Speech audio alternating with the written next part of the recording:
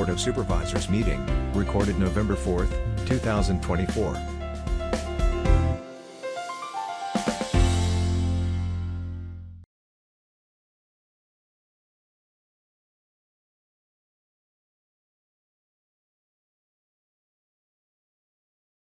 It's 5 o'clock. I'm going to call this meeting of the Portage County Board to order. If you would do the roll call, please. Sure. We have 24 supervisors present. Supervisor Ware is absent. Thank you. All right, some of you may be here to comment on a property sale that was going to take place. Can you hear me, Mike? Okay, thank you. Based on new information from the county's real estate agent to staff and officials on October 31st, the property on DB in the town of Dewey is no longer for sale to the county and may not be listed at all. As a result, there is no reason to take up agenda item 3. We will not be voting on that. And to omit the corresponding budget adjustment in agenda item 14 at the meeting tonight. If there are no objections, I would suggest that we take no action on these items. I will say that on item 14, we're going to have to put it on the floor and then amend it and bring it back. Do the pledge. I pledge allegiance to the flag of the United States of America and to the republic for which it stands, one nation, under God, indivisible, with liberty and justice for all.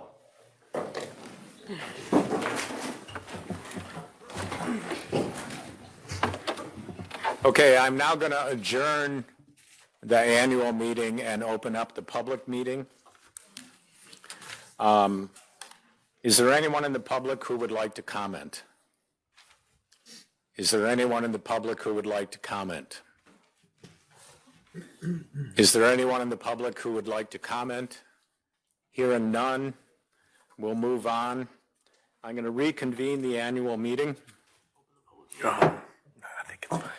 Public notice, members of the public who wish to address the county board. We have someone who wanted to speak back here. Up, okay. Please. Sorry, I just have a clarifying question. So you're no longer considering any comments or further action on agenda item 3. Is that correct? You're welcome to comment, but it's a moot point. The property is no longer for sale, so the county is not going to pursue it. Got it. Okay. And so any next steps on a similar venture through the county would be at a future meeting? Right. We don't know exactly what those steps would be. Okay. So. Okay. Thank you. All right. Thank you. Any other comments? All right.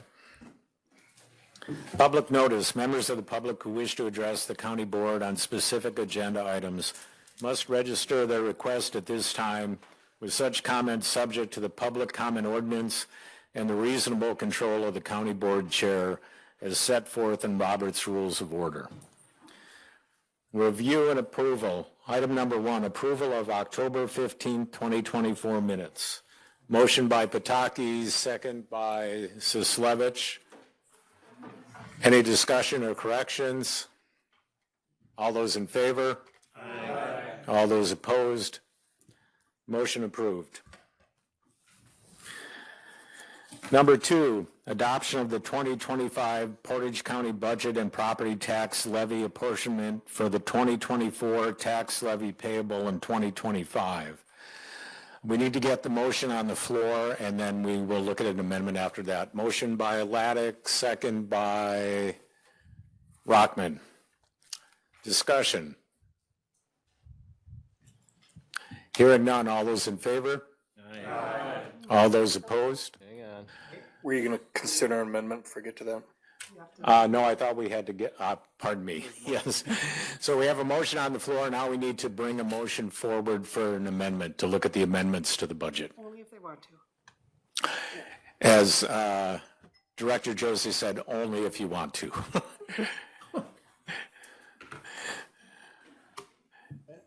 So are you looking for a motion to Add the amendments? Yes, we have to add the amendment, Chris. Thank you. Hold on. Supervisor Machikowski. Let me try to pull it up on my phone here. I have to apologize. My computer's not working and the amendment is on that. It was the amendment that came through with the health insurance adjustment. Jenny, do you happen to have that right in front of you, quick access? I'd appreciate that if you would, because like I said, my computer's not working for me this evening. Thank you. Do you just want me to read it? If you would, please. Yep. Not, whatever Jenny reads is my amendment, unless it's giving her a raise. She deserves one. At the proper channel. The amendment was submitted by Supervisor Matt Jakowski as the chair from the Human Resources Committee. The description of the amendment was the 2025 budget amendment was submitted with a county health insurance premium contribution calculated at 80% for preferred provider plans and 90% for high deductible plans, realizing the impact this increase would have on Portage County employees. Supervisor Jakowski scheduled a meeting of the Human Resources Committee to consider modifying the county's health insurance premium contributions to 84% for PPO plans and 93% for HDHPs. And this was approved by both the HR committee as well as the the amendment was recommended by Finance Committee.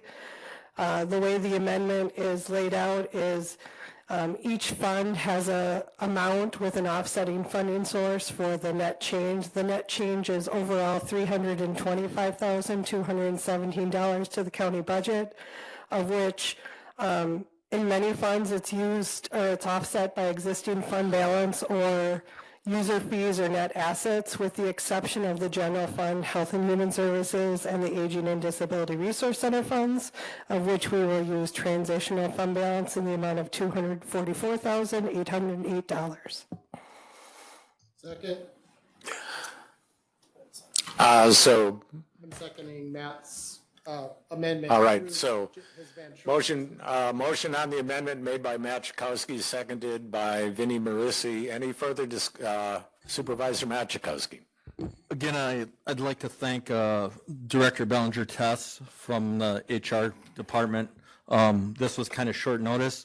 I thanked wrongly Director Josie last time on this, that she got the numbers to us quick when it was her Ms. Hyman that got those to us quickly within, I think it was a 24-hour turnaround, so we could have this meeting. I appreciate it.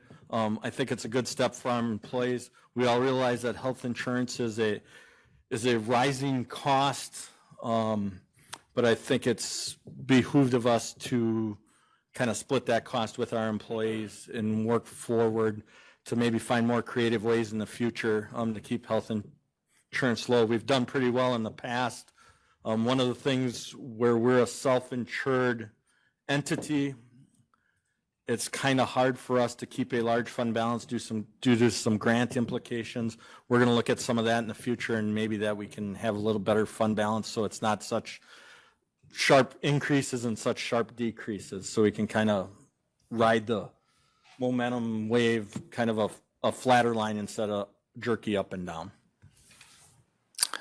Thank you. Any further discussion on the amendment? Hearing none, all those in favor? Aye. All those opposed? Amendment carries. Now we need to go back to the adoption itself. Adoption of the 2025 Portage County budget and property tax levy apportionment for the 2024 tax levy payable in 2025. We take a motion to get that on the board? Nope. You already had that. Discussion. This is as amended. Discussion. Hearing none, all those in favor? Aye. All those opposed? Motion passes. Yes, Director Josie. Just as a comment, in the past, with the budget document that's posted on the county's website, we have updated all the pages in the document. Our proposal is that we just attach the revised resolution and the amended documentation rather than update all 200 and some pages, if the board is okay with that. Okay, I'm getting some nods, so I'm going to go with that. All right. Thank you. This was a little bit confusing to me with the amendment, but moving on. Number 4, resolution creating the Department of the Surveyor. I would take a motion to get the resolution on the floor. Motion by Barry Jakowski, second by Suzanne Oki. Discussion. Amber Lee. I don't think we should approve this. I'm against this resolution. I don't see any reason for the surveyor position to be in its own department. And I certainly don't see any reason for it to be under the county executive when we're looking at potentially losing that office at some point in the future. That will just cause confusion in the future. So I will be voting against this. Additional discussion.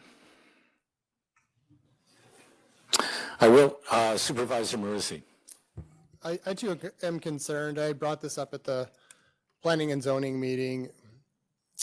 We're in the business of shrinking government right now. Yes, sorry about that. We've been evaluating our committee structures and rapidly shrinking government over the past 4 years.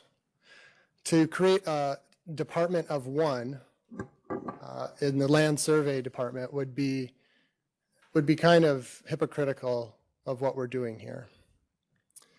And the reason why I'm saying that is not because I'm opposed to having more departments if they serve a purpose, but this is just going to be another way for us to create more silos and to have one person leading their own department with one person as their boss could mean that there could be a certain amount of pressure applied to that person to move forward in a certain direction. I think having the surveyor in the planning and zoning department makes perfect sense because that's where it's most utilized. It's also utilized in the highway department, but probably not as much as it will be in the planning and zoning department. And it just makes sure that we're not, living in our own world, our own silos. My biggest concern is if there's any agenda by leadership to push surveying in a certain way, we could be breaking the law. And I don't want to see that happen. We have ordinances, rules, laws that we have to follow, and that applies to every single department head. And I just would hate to see favoritism or any pushing in one direction if it's underneath the executive's office. So I too will be voting against this. I think we should place this in planning and zoning and keep this position, working with the team rather than an individual. Thank you. Thank you. Supervisor Splinter. I tend to agree with what's been spoken before. Having a department of one should be an extreme exception. It should be something where they have really no need to interact with any other department. They deal directly with the public.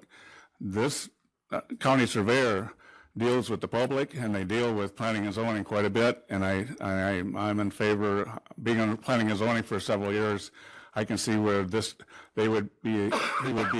he or she would be an integral part of a team in planning and zoning, so that everybody's working hand in hand, and we're not working independently on one end and then finding out they do a lot of work, and then they find out, oh, sorry, you didn't check with planning and zoning, and all your work is for naught. So I think it's a very good way to have someone being supervised by that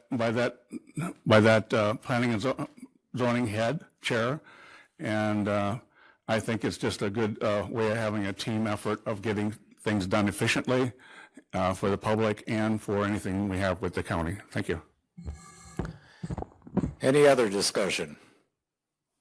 Supervisor Machakowski. Since 1842 here in Portage County, I think that's when we were founded and started, till present day, till January 1st of 2025, this position has been its own department. It has been independent. The reason it's a constitutional office to begin with was to keep its independence, so it wasn't influenced by the Planning and Zoning Department. There was a recent issue that I received a letter that had an issue with a survey that Mr. Bowers in the Planning and Zoning Department felt was wrong. And this isn't the first complaint that we've received about Mr. Bowers. The county surveyor had a different opinion than Mr. Bowers. Mr. Reed, Director Reed, was emailed many times, never got back to the surveyor. And before it could be done, the individual passed away. And the wishes of that family were not carried out because it was held up because of the bureaucracy in the Planning and Zoning Department. The surveyor is an independent position for things just like that.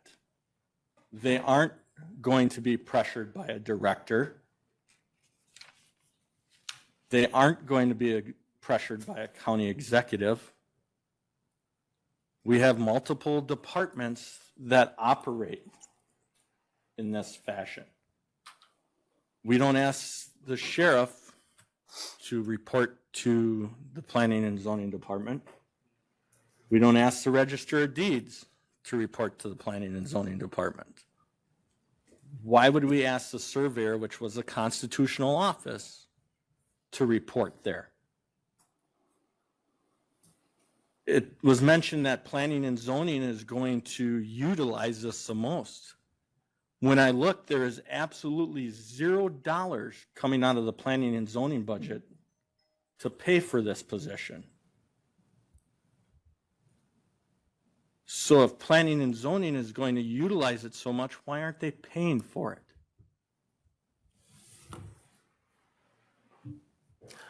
it? Thank you. Any further discussion? Supervisor Laddick. The question on who would be taking care of the administrative part of that if we did create the office of surveyor. Can't hear. Mic is on. Could you use your mic, please? I am. Thank you. I'm about 2 inches away. How was the administrative part of that work? Because they need support staff if you're going to have an office of surveyor, and to have a department of one. How would the support staff work if they did create this office of surveyor? Who would be doing that function? Any additional comments or discussion? John had his hand up. Oh. Yeah, please, John, go ahead.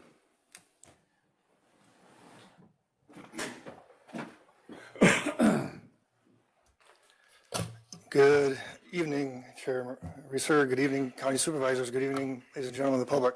As far as answer your question, Supervisor Laddick, basically 1/10 of FTE or 4 hours per week will be basically assigned from the Planning and Zoning Department to do administrative work for the surveyor.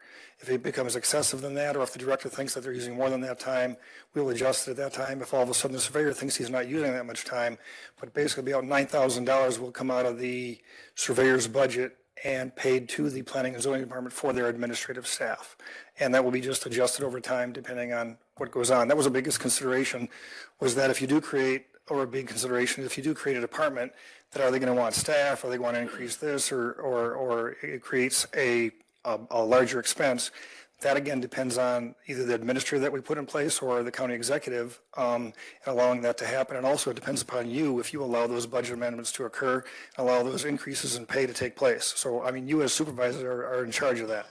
The reason I put this whole thing forth is because I call it a divine tension. You've got a surveyor which reported to the public when you go to take out a permit for a house, for a business, to develop land, you have to usually go get a permit. And there's regulations, there's ordinances, there's statutes that you have to follow in order to get that permit, in order to build, whether you have to have setbacks, whether you can build so high, whether you have to have portable on-site waste treatment systems, and so then there's regulations you have to follow. And so you've got an administrative governmental body that determines those, that puts those regulations in place. You have a surveyor who, when you pay your surveyor bill, or when you go out and find out why did you have to pay so much for the surveyor, you have direct contact with that surveyor of why did he do this, why do I have these setbacks, why do I have all that. So that's where the public has direct contact to the surveyor to find out what's actually taking place in ordinance statutes. And then that surveyor kind of speaks for the public. So you got this, I call it the divine tension between regulations and property rights.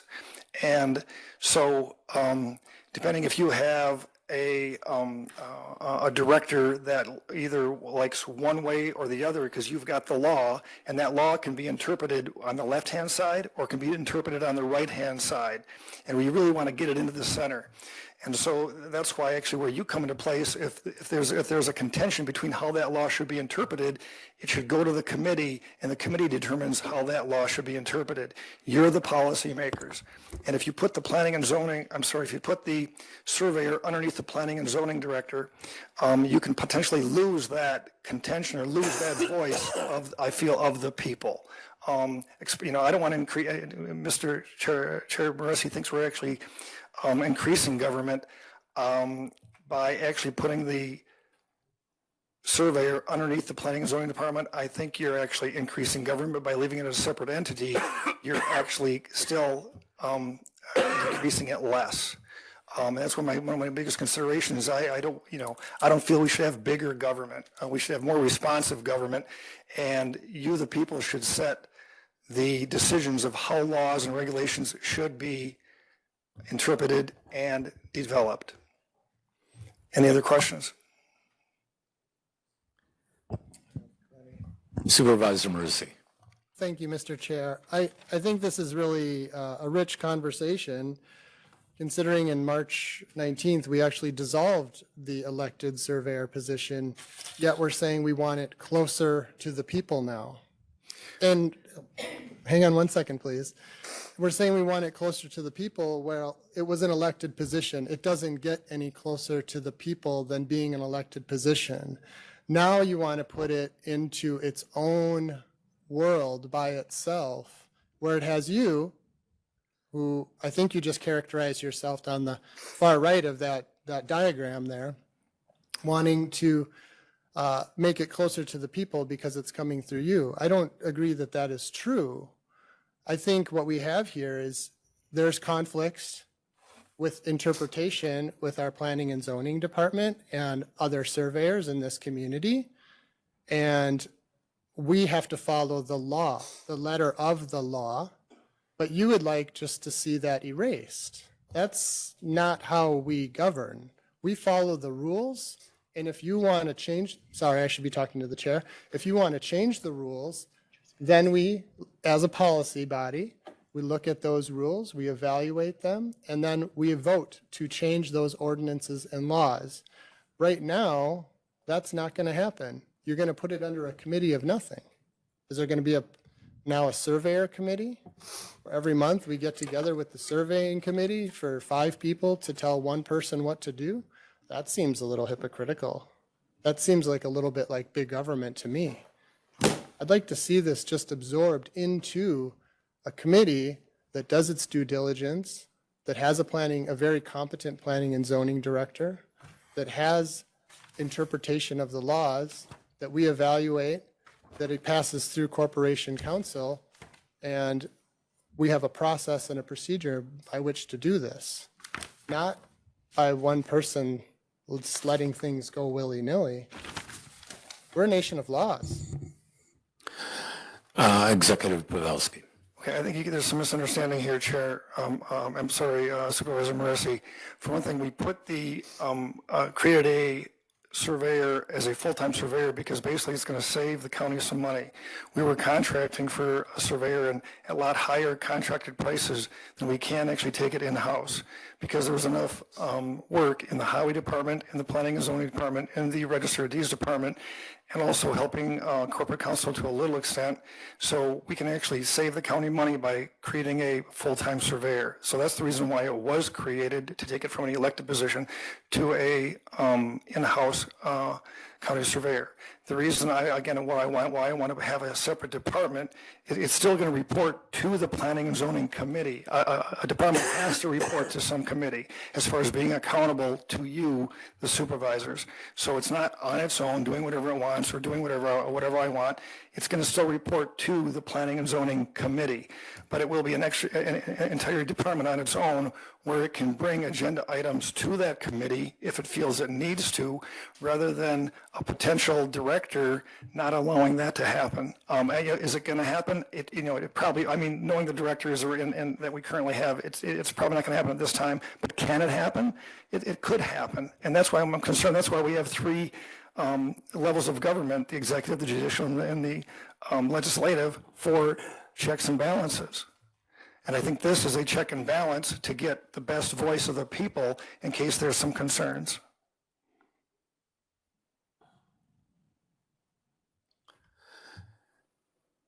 Thank you, Executive Pavelski.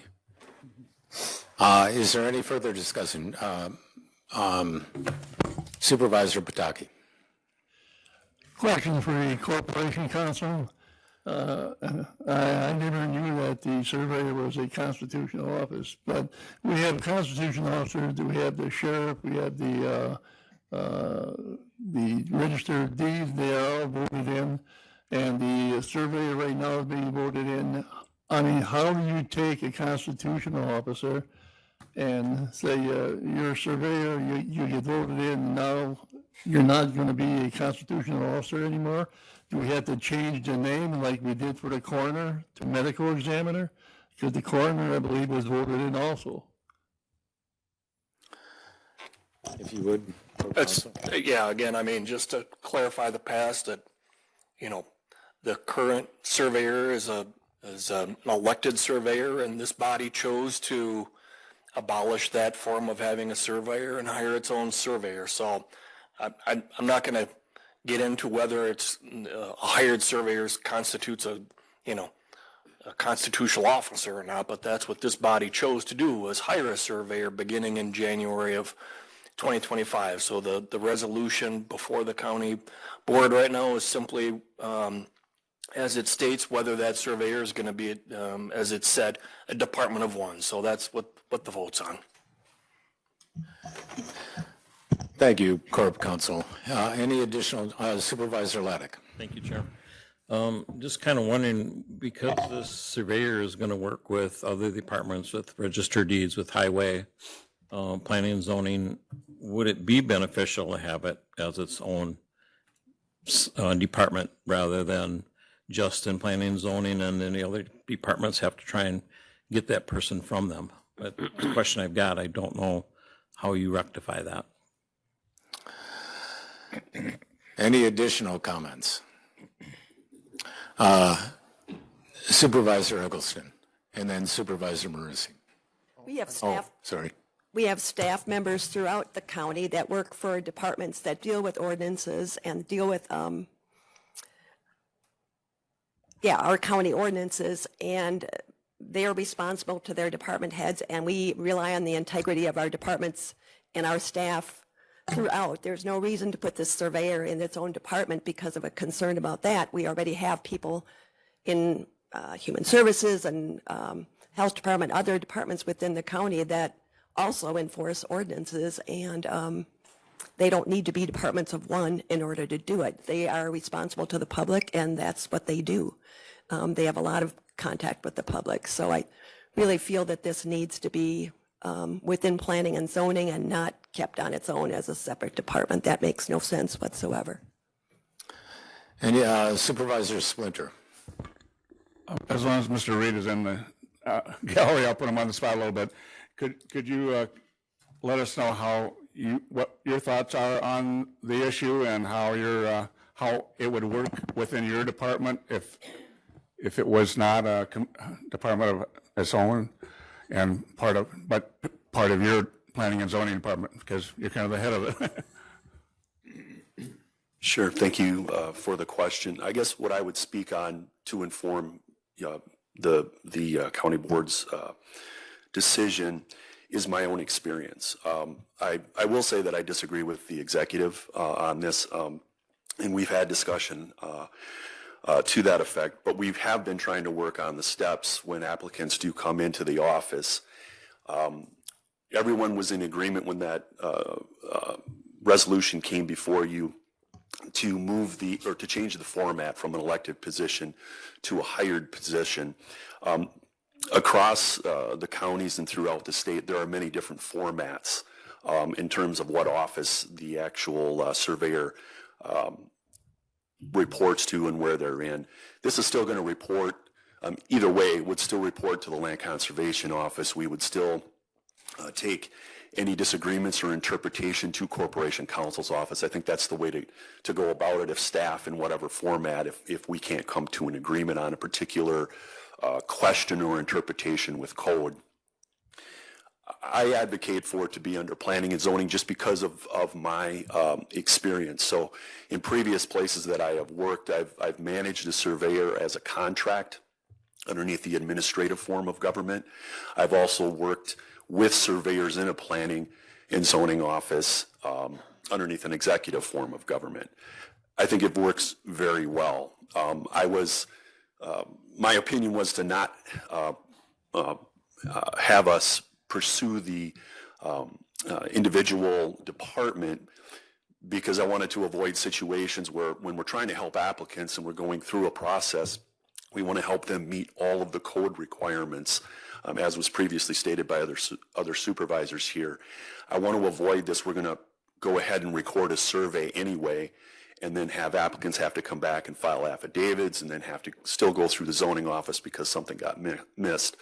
And that's where when we're trying to work on the step process, we're trying to get that, if anything needs to be modified with that, get that smoothed out. So my opinion is to have it underneath planning and zoning. But there are many different ways of doing that. They've been in highway departments. We talked about that here.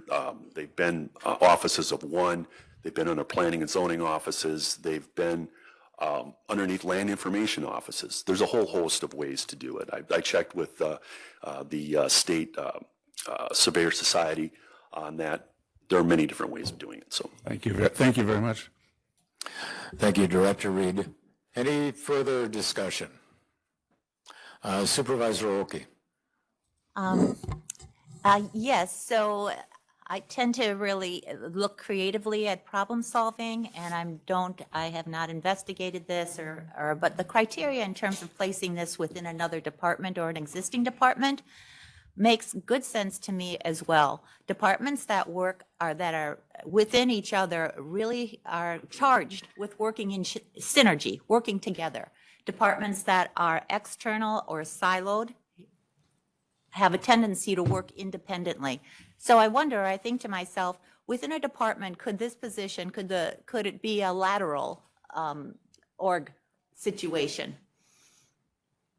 where you would have equals in terms of the department it's placed within, but it would create that pathway for dialogue and discussion and problem solving and reviewing records and discussing the statute and the laws. Thank you. Thank you. Any further discussion? Supervisor Randazzo. I just want to say that this is going to be something you'll hear from me with some regularity. They're all close enough. We've got hired staff, experts who clearly know more about this than we do and know how to work with it on a day-to-day basis and are going to have to deal with the results of this. And I, as almost always, will default to them. So I believe we should fold this in and not vote for this tonight. Supervisor Machikowski. Thank you, Chair. At the Human Resource Committee meeting, the expert in this area, our current surveyor, stated that it should be a department of its own. So which expert do we follow? Any additional comments? Hearing none, yes, but I have a comment first. So I also share concerns over having a department of one just in principle.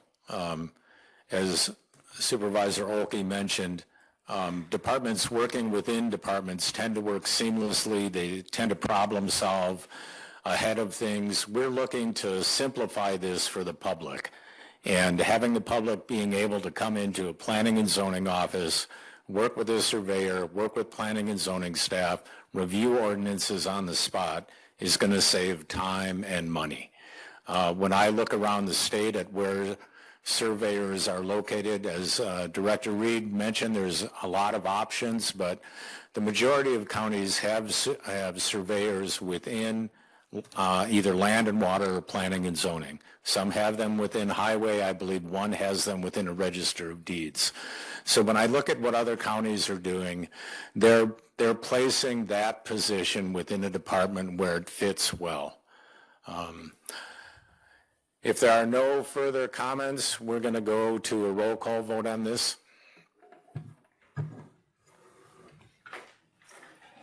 Okay. I'm going to restate the resolution. Resolution creating the Department of Surveyor. That's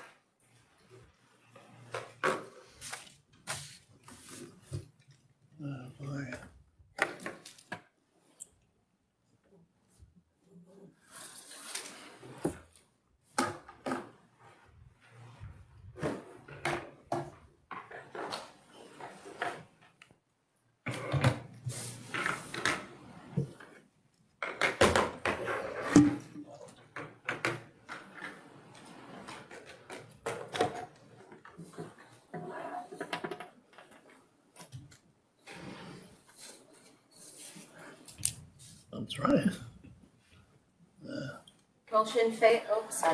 Motion fails, 8-16. Number 5, approving 3% annual adjustment to the 2025 Portage County salary schedules. Motion by Dubek, seconded by Morrow. Discussion. Hearing none, all those in favor? Aye. All those opposed? Motion carries. Item number 6, approving and authorizing Voya as the stop loss provider for the Portage County Healthcare Insurance Plan for 2025. Motion by Rakowski, seconded by Laddick. Discussion. Hearing none, all those in favor? Aye. All those opposed? Motion carries. Number 7, amending previously adopted revision to Portage County Code of Ordinance Section 3.11.9, County Human Resources Policy, Fringe Benefits to Health Insurance. Take a motion, get it on the floor. Motion by Dubek, seconded by Supervisor Machikowski. Discussion. Supervisor Machikowski. This is the HR amendment changing our ordinance, or this is the HR part of the budget amendment, changing our ordinance to match what you approved earlier this evening in the budget amendment. Thank you. Any further discussion? Hearing none, all those in favor? Aye. All those opposed? Motion carries. Number 8, authorizing 2024 budget amendments and transfers. Motion by Rockman, seconded by Morrow. Discussion. Hearing none, all those in favor? Aye.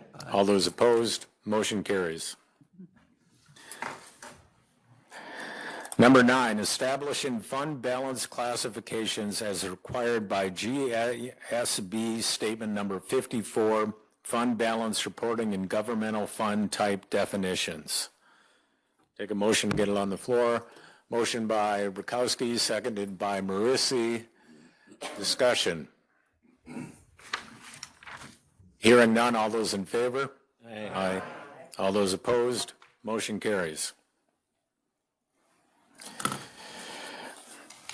Number 10, approving and authorizing acceptance of donated funds for aerial drones, associated drone equipment, licensing, and training for the Sheriff's Office. Motion by Jankowski, seconded by Pataki. Discussion. Hearing none, all those up. Supervisor Schwartz. Can we just get a brief what these drones will be used for? Sheriff, if you would. Thank you. After our last two major incidents here in Portage County and also the officer-involved shootings, we realized that we were deficient in several areas, and one of them was having the capabilities to keep our officers safe at a distance and have these operations with the operational drones. When I had the tactical situation in this county, I had 11 drone teams from different areas throughout the state come, but it took a lot of time.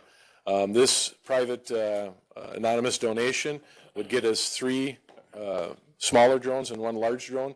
They give infrared, they give spotlight, they give heat signatures for lost individuals. It's very instrumental in law enforcement now in regards to tactical advantage and also safety for our officers.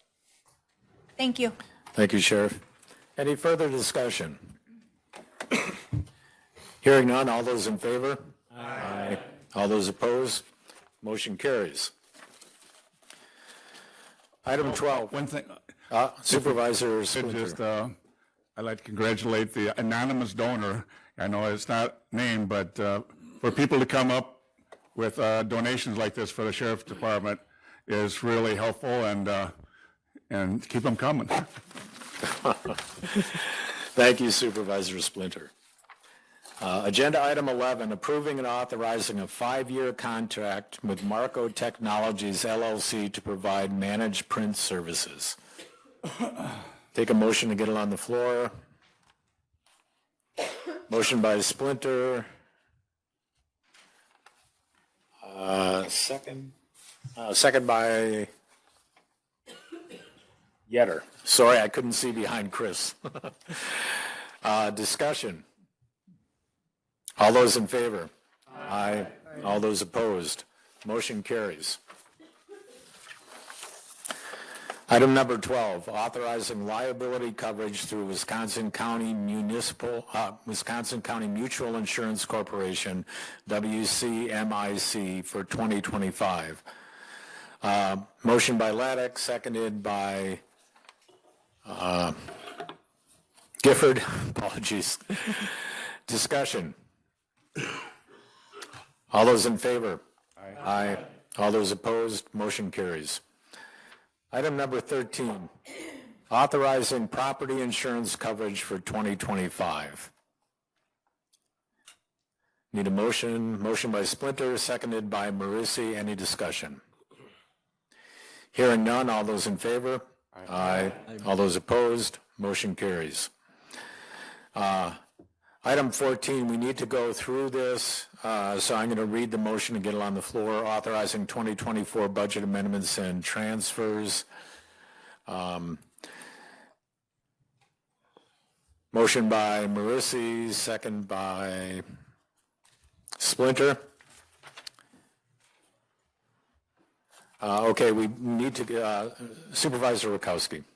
I would like to make an amendment that we remove the fiscal impact of the property purchase, which I believe is $125,000. Seconded by Dubek. Any discussion? All those in favor? Aye. Aye. Could you repeat the amendment? Certainly.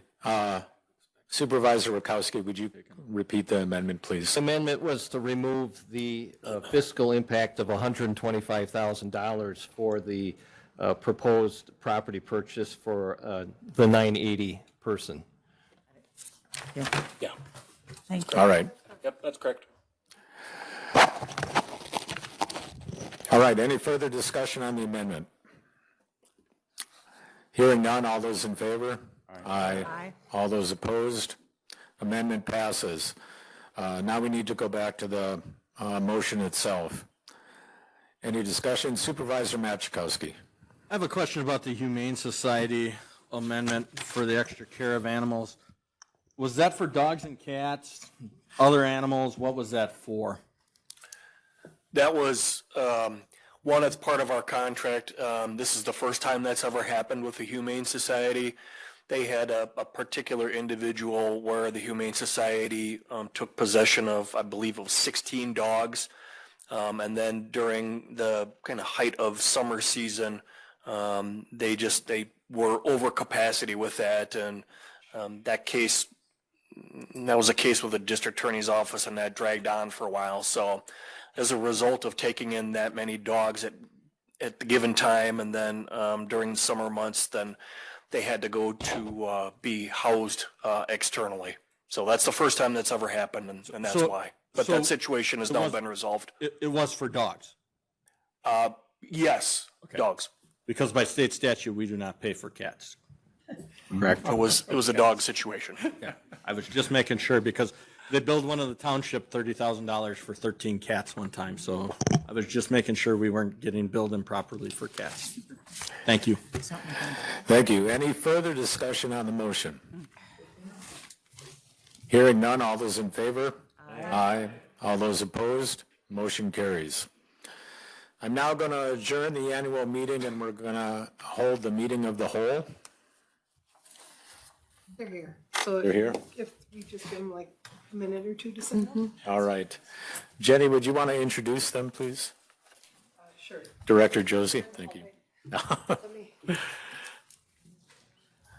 Bathroom break, water break.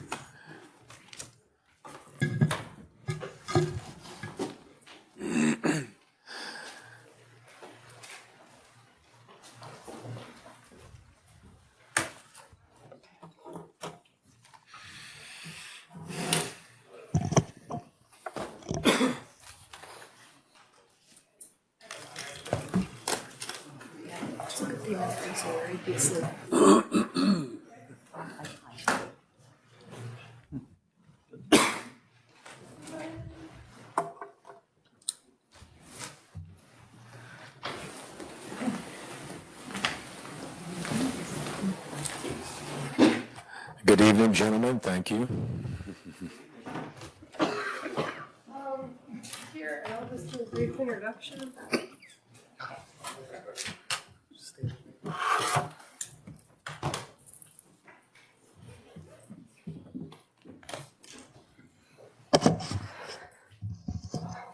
So tonight, as part of our committee of the whole, obviously there have been lots of conversations and discussions surrounding the healthcare center since our last referendum resolution, as well as some discussion surrounding some capital improvements that were discussed. So this evening we have a discussion and brief presentation by Tristan Dellinger. You might remember Tristan. He's with Reinhardt Berner Van Duren. And he has a lot of expertise in the area of skilled nursing facilities, long-term care facilities, healthcare, to assist us kind of with a conversation tonight, as well as Michael Peer. Michael Peer is with Clifton Larson Allen, CLA. Michael's been here before with presentations on our specific skilled nursing, as well as has some information about the healthcare industry and healthcare finances. So with that, I'm going to kind of turn it over to both gentlemen. They're here to answer your questions, and this is, kind of your time to ask any questions you have about skilled nursing, the industry, and kind of discuss paths forward. So this is your opportunity.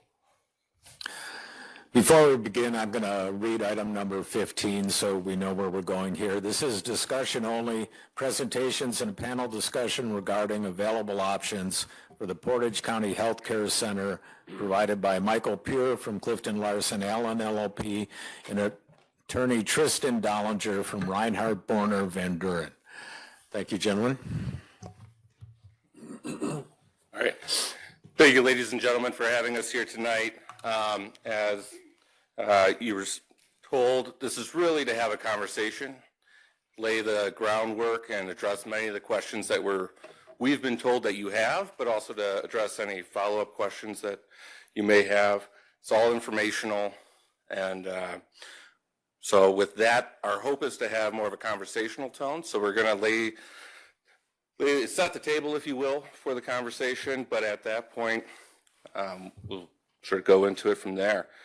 So to start, I want to talk about some of the issues confronting skilled nursing, long-term care broadly as an industry. And this is where you find yourselves. And Michael, if you want to jump in on any of these items. First off, as you may all know, labor. Labor is a major issue in the industry. Workforce, both retention, some of the actual competitors for, especially if you're in assisted living or more the caregiver, you're actually competing with the Quick Trips, the other brands that put themselves out as people-centered. So although it's not healthcare related, those are the types of personalities many facilities need in their caregiver workforce, and that's where the shortage is. Many times, companies such as Quick Trip, it's one you hear a lot, so I use that as an example, end up being able to pay better than a lot of skilled nursing facilities or assisted living homes are able to, which puts you at a detriment. So many facilities are having to rely on staffing agencies to get by, but labor force shortages are definitely affecting everyone, not just in this region, but all providers. So that's something to keep in mind going forward. There is no quick fix to that. That's just an issue that we need to be able to plan around, no matter what option you choose to go forward with. It's something that we should keep in mind. Another industry issue, or you want to jump in? Yeah, let's do it that way. Just one data point on the labor issue, because that is such a pervasive issue. In 2024 in Portage County, you have about 7.2 caregivers per 1,000 people that seniors that need care. By 2029, that's going to drop almost by a full percent, almost basically 6.1. So your best staffing day, and we say this to nursing homes all the time, was yesterday. We're going to continue to see a very difficult labor market between now and 2050. And it's math with the number of people that continue to retire and the number of people that are entering the workforce. So those are actual numbers for Portage County, and this is certainly going to be something that you're going to be grappling with over the next 5 years. Yeah. Well, I think, Michael, maybe that leads directly into the next item that we want to talk about is the aging population. And that's aging both the patients and residents that we will be foreseeing coming through the system, but also aging in the sense of aging leadership, aging employees that have a large area of knowledge about your specific facility.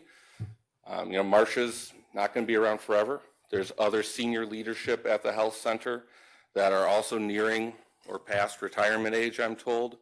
So we need to be mindful of that. But I don't know, do you have, not to put you on the spot, but do you know the numbers population-wise of this area? Or I don't off the top of my head. I mean to put you on the spot. But in general in Wisconsin, 2040 is around 2040, 2045 is going to be the peak of the baby boomer generation reaching the age that they're going to be needing services such as those provided by the health center entering in. And after that, we start to see the population decline. But the segment of aging population that is needing these types of services is growing up until 2040, 2045. I saw a hand. What was that? Just a clarification. So it was 7.2 workers per 1,000 aged population. Is that what I'm understanding? That's correct. And aged is defined by an age of 65 or? 64, Thank 64 and above. Can't hear the question. She was asking, do you want me to, go ahead. Oh, go ahead. Your voice is louder. She was asking for clarification on the statistic about 7.2. When I defined senior, what that meant. 64, age 64 and above is how I define that. I like, Marcia's in the gallery there, and she's our go-to lady for almost anything with the healthcare center. And I was wondering if, I hate to put you on the spot, could you come up and just say how these two guys help advise you as to which direction we should take with the healthcare center? Because I'm sure you guys are experts, but I don't know That's probably outside the scope of how what it we're really plays. talking about here. I mean, that's not the intent of the presentations. Corp Counsel, would you like to respond? And I was just, my response to that is, you know, this is not for Marcia to stand up and disclose or discuss, you know, either legal strategy or anything that happens behind doors with these experts or with others. This is, as the topic says, it's discussion and presentation by these two individuals who are experts and discussion regarding the options and considerations for the healthcare center. So I think that question is probably not within the scope of this presentation. I'm basically just asking. Yeah, and they're here to see what you know, how these two guys help us, because I don't know these two guys. I know Marcia, so I just, her opinion, she doesn't have to get any behind the scenes anything or any report. It's just that what is her view of these two gentlemen's advice as to what we should think about. Again, I think that's essentially the same question. These gentlemen are here to answer your questions pertaining to the agenda item. So if you have questions from these two experts about our healthcare center, what the options and considerations are, that's why they're here to answer your questions. Okay, I'll rephrase it. If each of you guys could let us know what your background is and how your advice helps us find a path forward, I guess, because again, I don't know you guys at all, and I don't think anybody else does. If we just know where you're coming from, what do you do in the past as an attorney, per se, with the healthcare systems? Do you facilitate selling of systems or advising? I don't know. Yeah, happy to. You don't know me from Adam, so I get that. So I'm Tristan Dollinger. Take a step back from Reinhardt, Berner, Van Doren. I'm a shareholder in our healthcare and our corporate practice group. So when I started at Reinhardt, I had 4 years experience in our corporate department doing mergers, acquisitions, general corporate law, business, in all sorts of industries. And for the last 6 years, I've been focused on the long-term care and post-acute industry and focused on our healthcare group. I work closely with the chair of that department. Over half of my practice is buying and selling facilities, whether assisted living or skilled nursing. That is a specialty area of mine. I also specialize in regulatory aspects, so anything to do with licensing or any operational or regulatory matters are the other 40 to 50% of what I do. So facilities, call me if they have a bad survey, if they have employment issues, anything that really comes up in this industry, we're a full service firm on that. And so that's the area of focus that I've had over the last 6 years. I have a great deal of experience working with the state on the regulation, survey side, licensing side. So one of the values that we add is that we can bring that relationship to bear for the benefit of the healthcare center. So if there's issues that do come up in day-to-day operations, we can help with that. Where that plays a particular role in the conversation here is my experience on the buying and selling of companies. Or I should say more of the buying and selling of facilities. There's regulatory layer to that, there's real estate aspects to that, there's general business aspects, and we cover all of that in my daily practice. Okay, and thank you. If the other gentleman could. Michael, if you would, when you don't just list your credentials, would you talk a little bit about the assistance and the work you've done with the county in the past? I'd be happy to. Thank you. Yep. So Michael Peer, I'm a partner with CLA. CLA is a top 10 accounting firm in the country with a very deep specialized service in healthcare. So everything that I do, all the clients that I serve are in the healthcare industry. I lead our advisory practice on a national basis. Most of what I do, and I think as it pertains to today's discussion, is helping organizations, senior living organizations specifically, not only develop a long-term strategy, but understand the pros and the cons of different courses of action. I don't want to speak for Tristan, but I don't think either one of us, in fact, when we were talking about today, I said the only question I wouldn't feel comfortable answering for the group is, what should we do? I can tell you the pros and the cons, and we can tell you all the different ways that you could structure and have a great outcome, but the decision itself rests with this group. And where we're here tonight and what we've done is provide factual information to the best of our ability. So as it pertains to what we've done with Portage County Health Center, we've done a market assessment, understanding the needs of the market area that the health center serves today. We've done operational assessments, looking at working with Marcia, with Lynn, on how to be more efficient in the current building for Portage Healthcare, and look at different options, whether that be a potential sale, a new facility build.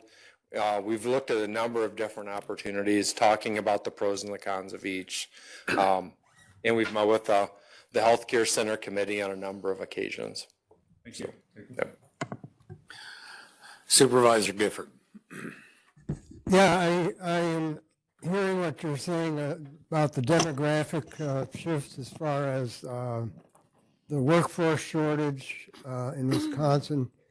Have you presented at all to the Office of Wisconsin Counties Association? Spoke to the president over there or not on this big issue? There have to be a half dozen or a dozen other counties facing a very similar situation. I've worked personally with several counties on what to do with their health centers, both on transactional that did close, and also as reorganizations and restructuring, so if they chose not to go. So not to the chairman, but with several counties directly, as I am right here today. Well, just to follow up, Supervisor Honnell was in the room with me in a couple of workshops at the Counties Association where this question of the workforce shortage, right? The most common buzzword at that convention was workforce shortage. And it was a mind-blown moment when the president of the Counties Association said, one of the largest solutions to our workforce shortage is going to be immigration.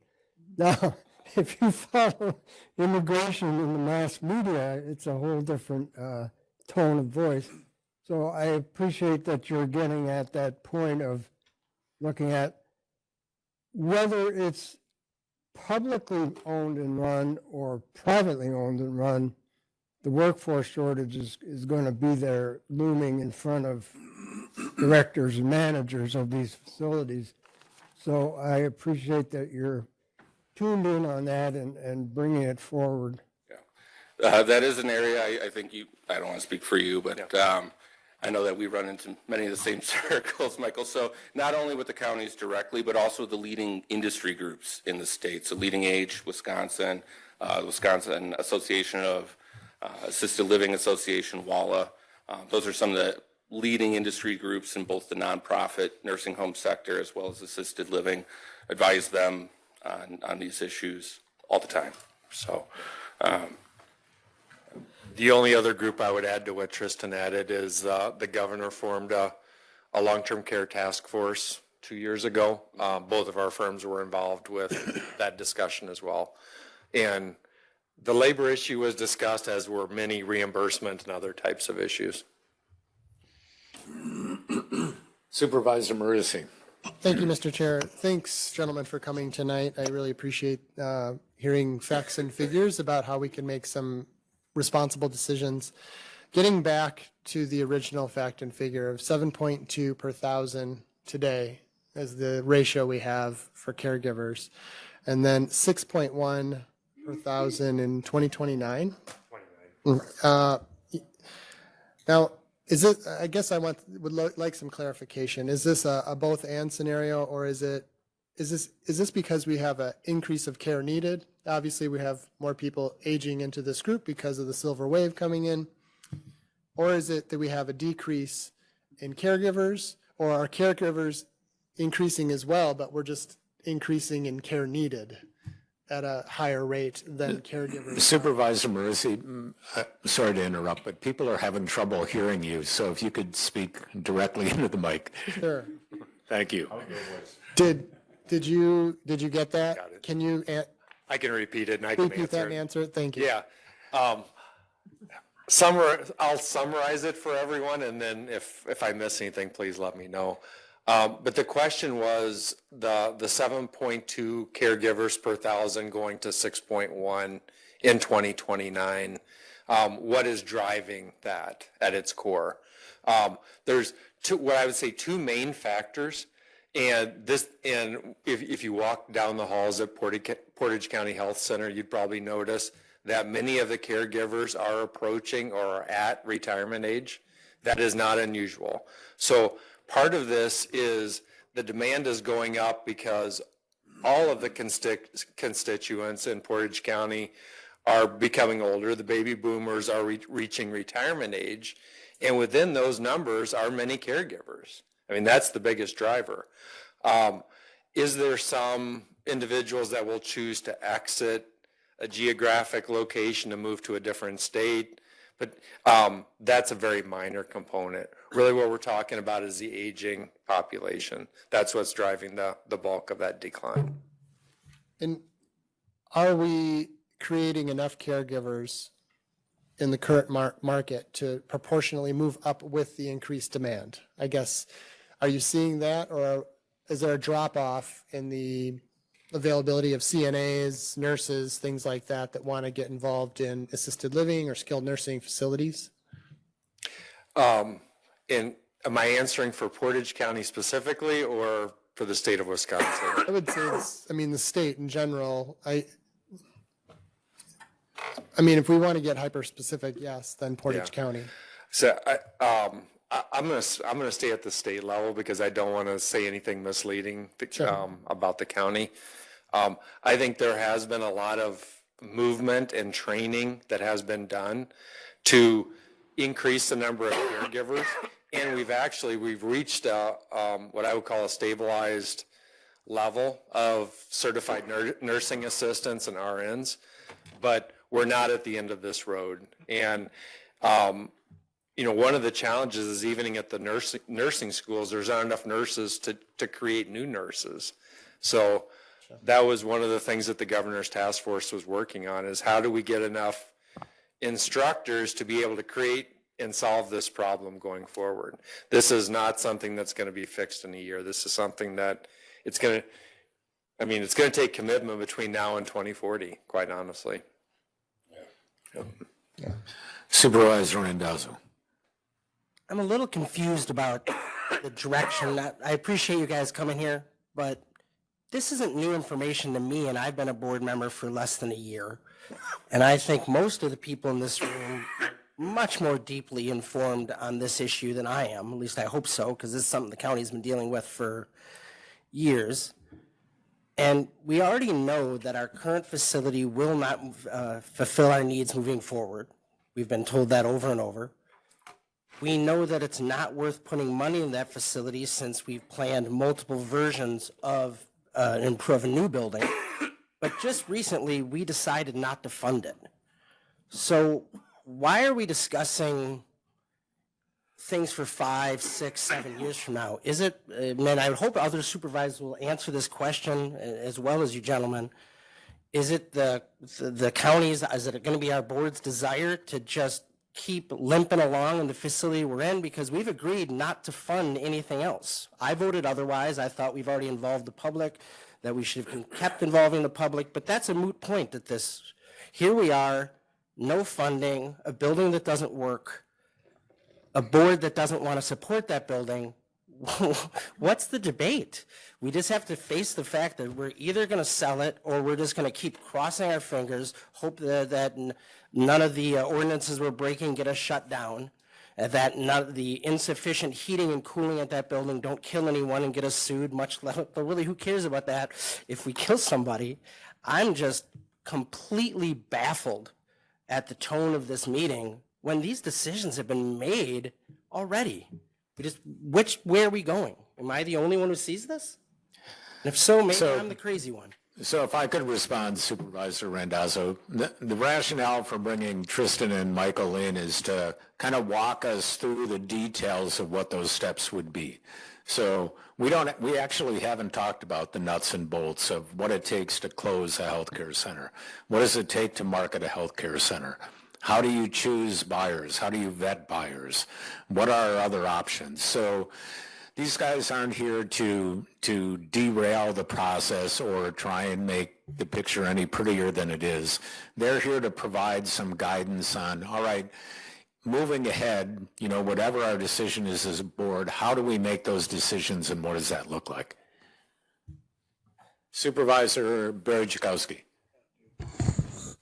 That being said, gentlemen, how do we go about closing a facility? How do we go about marketing a facility?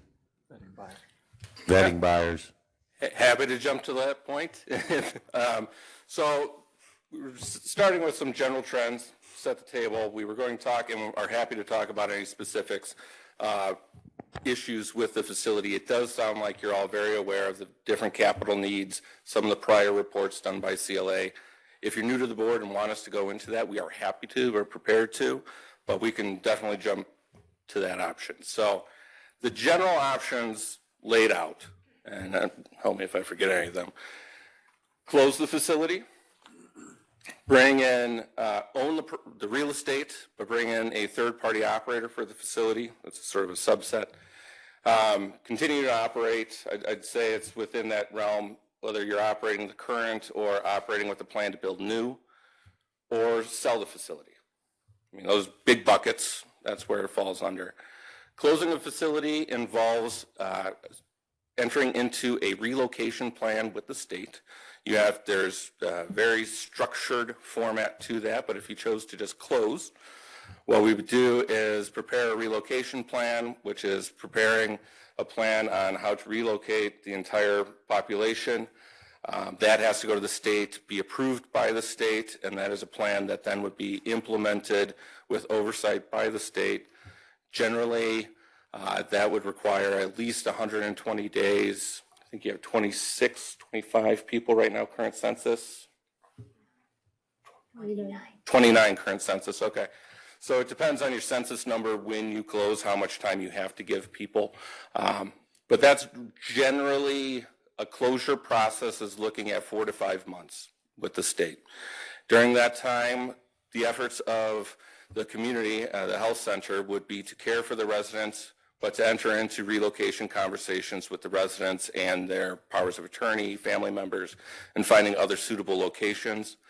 The facility has to continue to operate until all residents are relocated, and sometimes that becomes problematic if you have any problem residents that aren't being accepted by another facility, say they have behavioral issues and nobody wants to take them. That can prolong that process. You have to stay open until everyone is properly relocated. But that's what the closure process looks like. Once all of the residents are relocated, the state takes back their license, and you can proceed with shutting down the other aspects of operations. So you're letting staff go or finding other places to hire them elsewhere in the county. And then you have still the question of what do you do with a vacant building? As far as what you can do with a vacant building, it's very limited.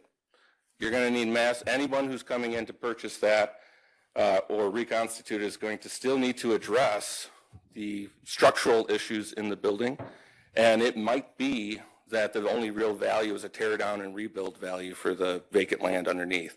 So the maximum value you're going to be receiving for the building is likely in its current state with an attached license.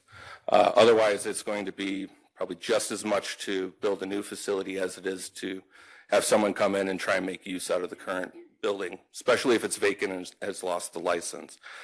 The general rule is if there's even 1 day gap in the licensure, anyone coming in is going to have to apply for a brand new license. It's not treated as a change of ownership. It's treated as a new license process, and that opens up a can of worms that is massive. What that does is it waives all grandfathered property code rules, for example, and so anyone who would be looking to come and buy that facility would have to bring everything up to code. Whereas if you sell it while the license is intact, you're still grandfathered under the old code sections, and a buyer won't need to come and do just basic renovations to bring it up to current building codes. So that's something to consider. If you close, what are you going to do with the vacant building? That's up. Supervisor Berejikowski.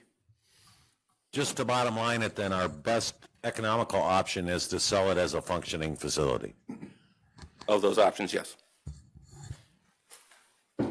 I want to add one comment, and just to maybe expand on what Tristan said with that wind down period. So you file your plan with the state and you have to remain in operation.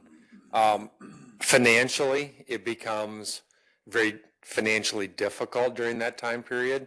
Your revenue continues to decrease as you relocate residents, but your expense structure in many cases is actually going up because you're paying staff bonuses to retain them so that they stay through the closure, and you're not trying to rehire for a short period of time. So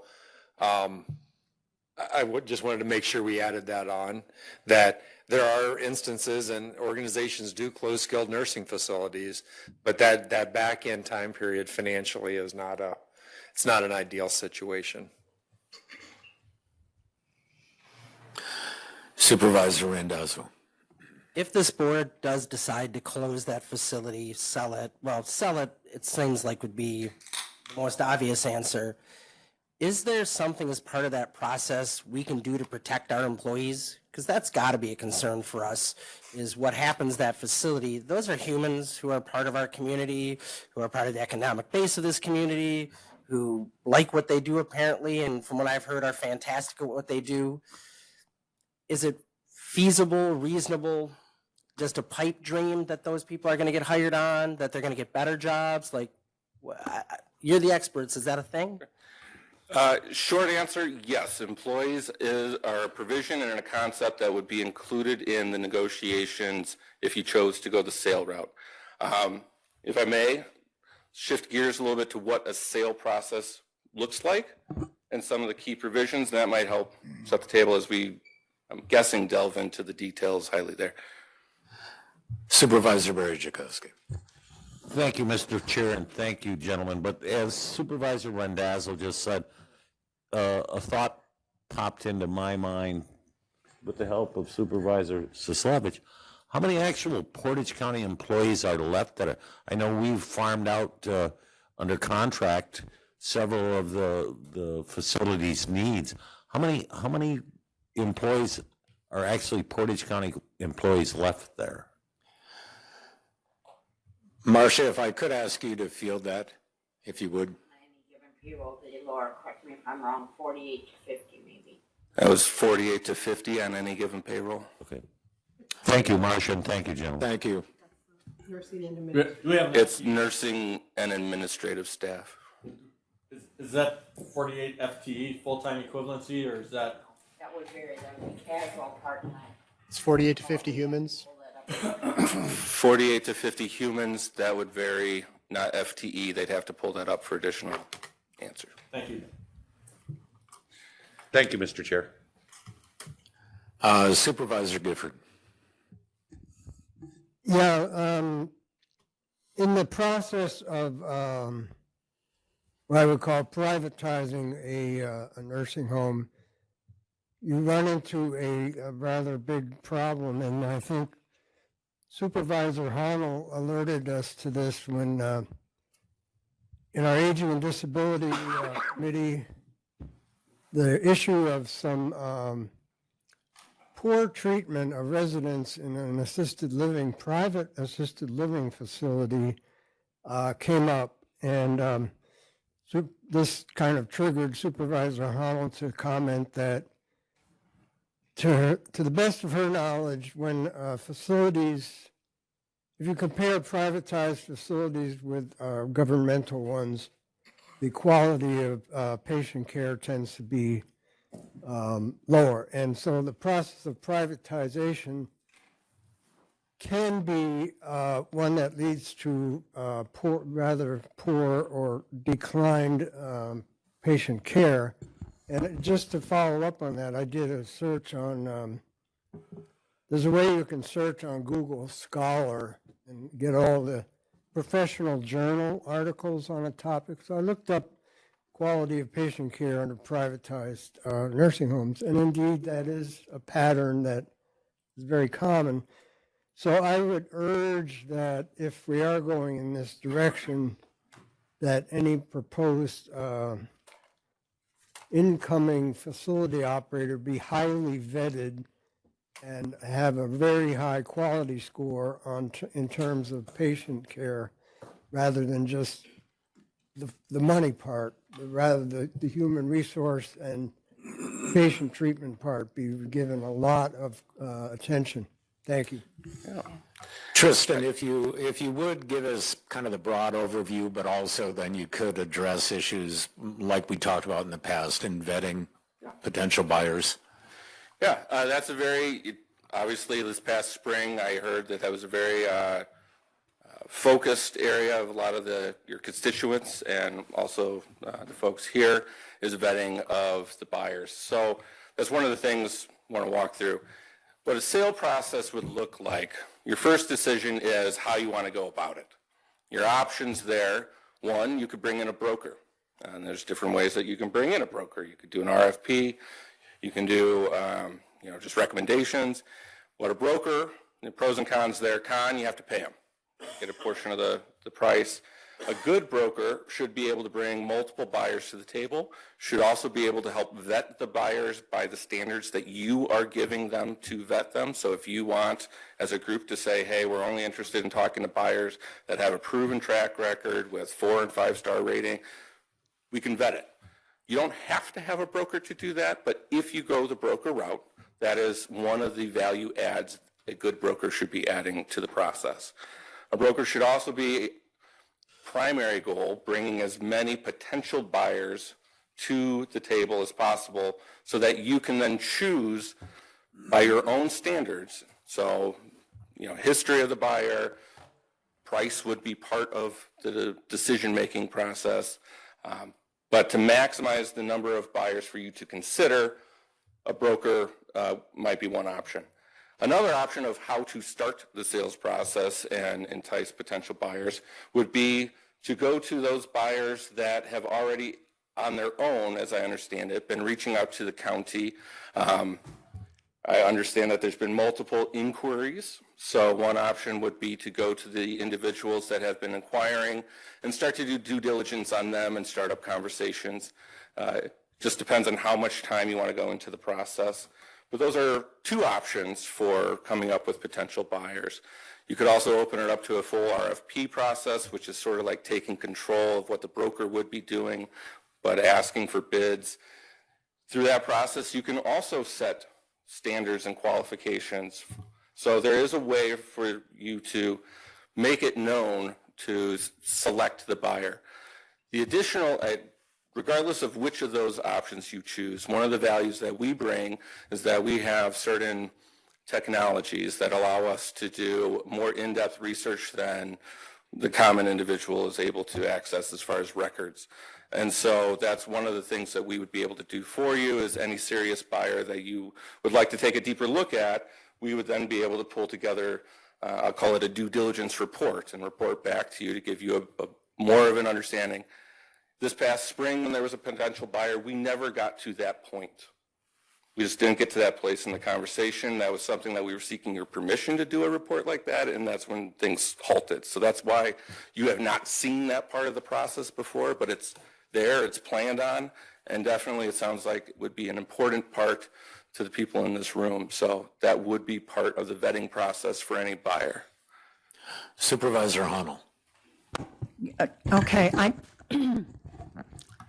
I'm a potential buyer for a nursing home, and I'm looking at a nursing home that doesn't have upgraded systems for air conditioning and heating. It's got laundry, it's got numerous facility problems.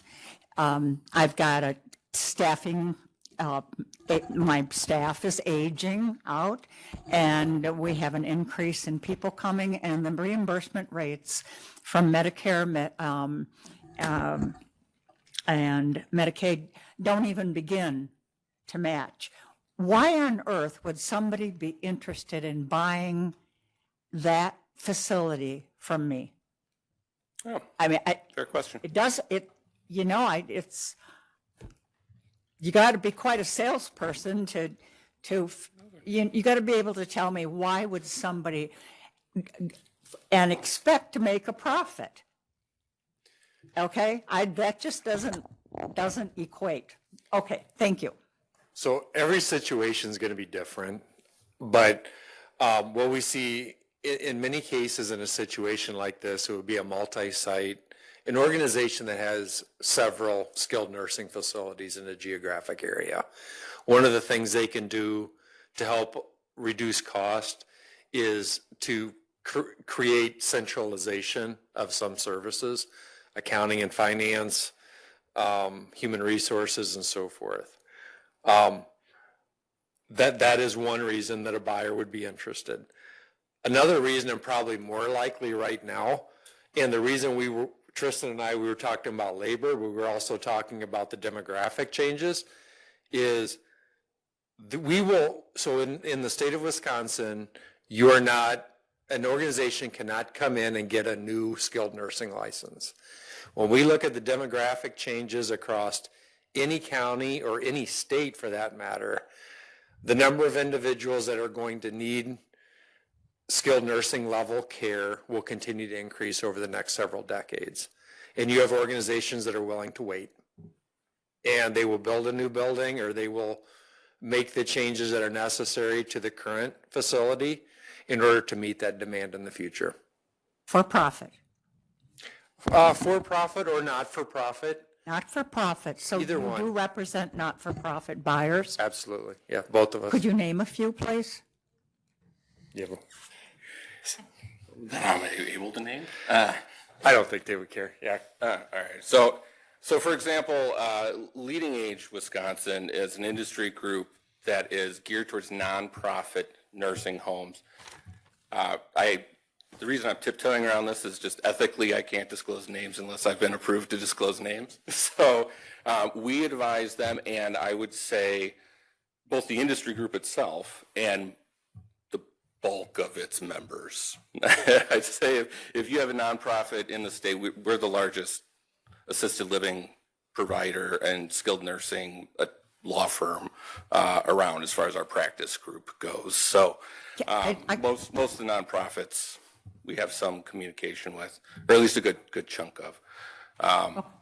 What I would say is, just to clarify, we are here representing you. So in this scenario, we would never be representing the buyer themselves, but we'd certainly have those connections to be able to reach out to potential buyers that are in the potential buyers, both nonprofit and for-profit. So I do have some clients that have engaged in conversations with counties in a similar situation such as yours that are engaging in that conversation because the county has similar problems that you're facing, aging facilities, all the same problems.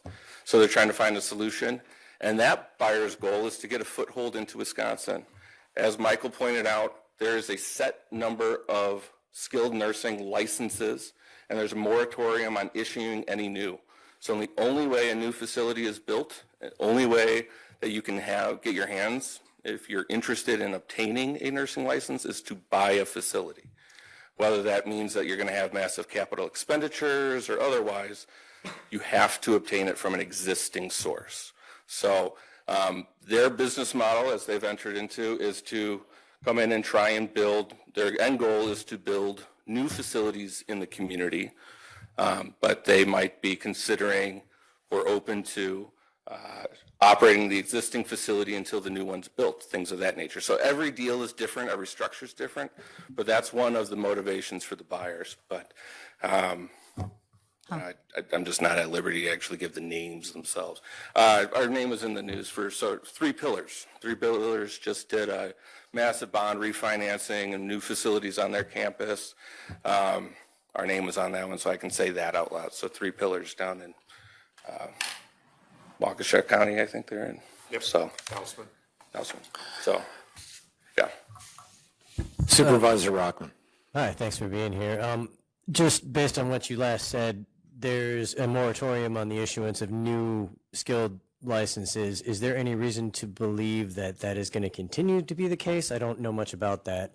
Because if it's not, then all of a sudden this little nugget in our pocket, is worth less and less as time goes on if people start looking to say, oh, there'll be potentially newer licenses available in the future. Does that make sense? I have not seen the state take any serious consideration on lifting that moratorium. The state is very interested in being cooperative to interesting transaction structures and finding ways to keep as many licensed beds available. So some of that means, one option might be that if a facility located in this health region might have a need to want to expand a wing or part of its existing facility. And so they may be a potential buyer in the sense of, hey, if you're going to close anyway, we can structure a deal to buy those beds from you, and at least the beds stay in the county. That's one way that, to the letter of the law, might not look possible, but there is a legal way to structure it that way. And the state has become more favorable to allowing those types of readings to maintain the beds. But as far as any talk at the state level and any seriousness of lifting that moratorium, I have not seen that. And this moratorium's been in place 30, 40 years. So it comes from a large boom in building in the 80s and 90s. There was a big skilled nursing facility boom in building. And so the licenses just went high and then they settled back down. I'm going to add one thing to that. As much as I'd like to still be young, I'm not anymore. I've been in this industry for 30 years. My entire career, the state of Wisconsin has been trying to reduce the number of licensed beds. I'm not aware of any discussion to lift that moratorium at this point. I am seeing, as Tristan said, less emphasis on reducing and maybe trying to repurpose some of those licensing, understanding that access in geographic areas will continue to be important.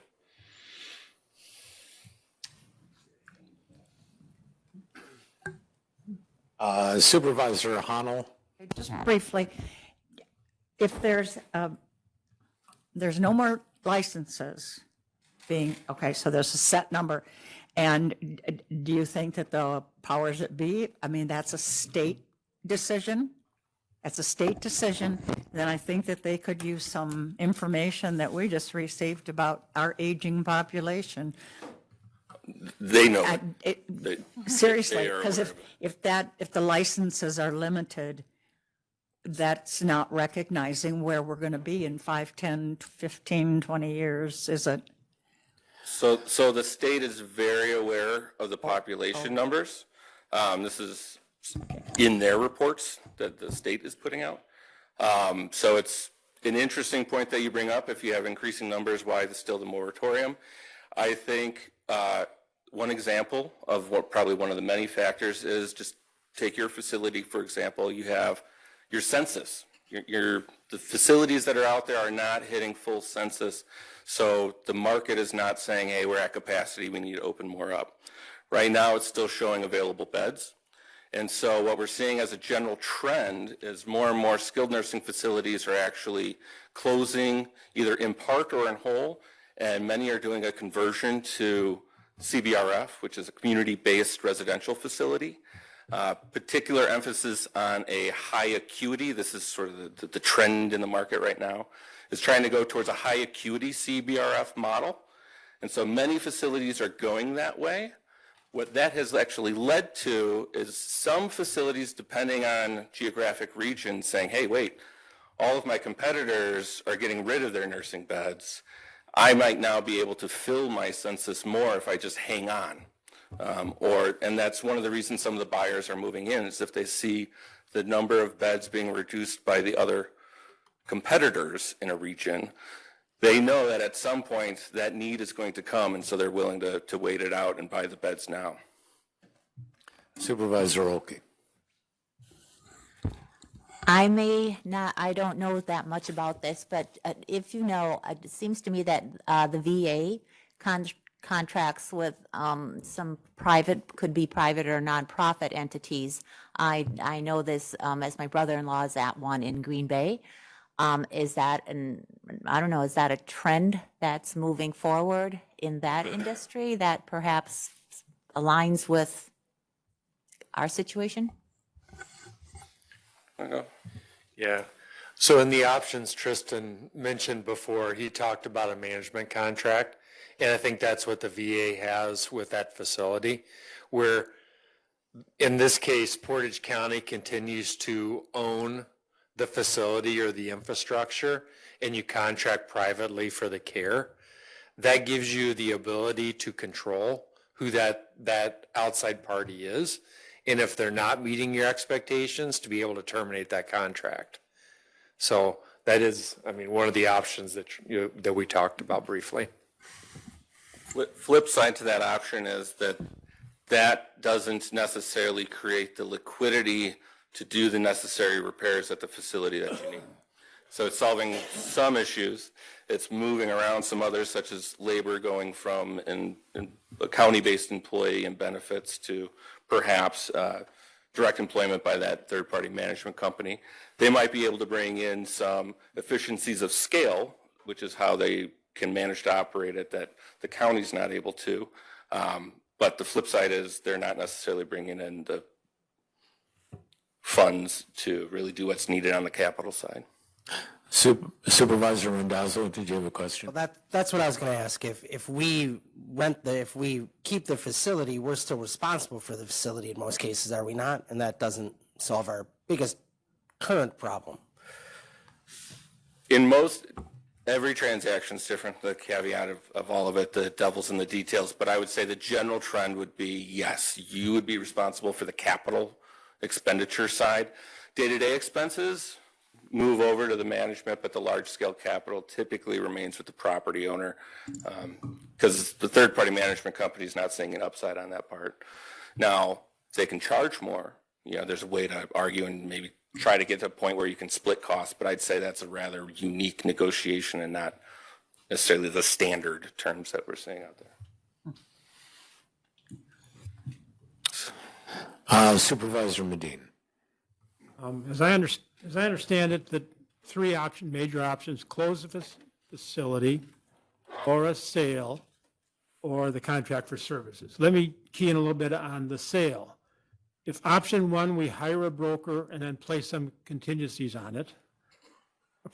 Option number two would be for us to directly approach interested buyers. And number three, the county would list the property directly. All right. That said, we would probably, in all the options that I have just discussed, hire firms like you to with the level of expertise to make sure that that option that we would select would go through.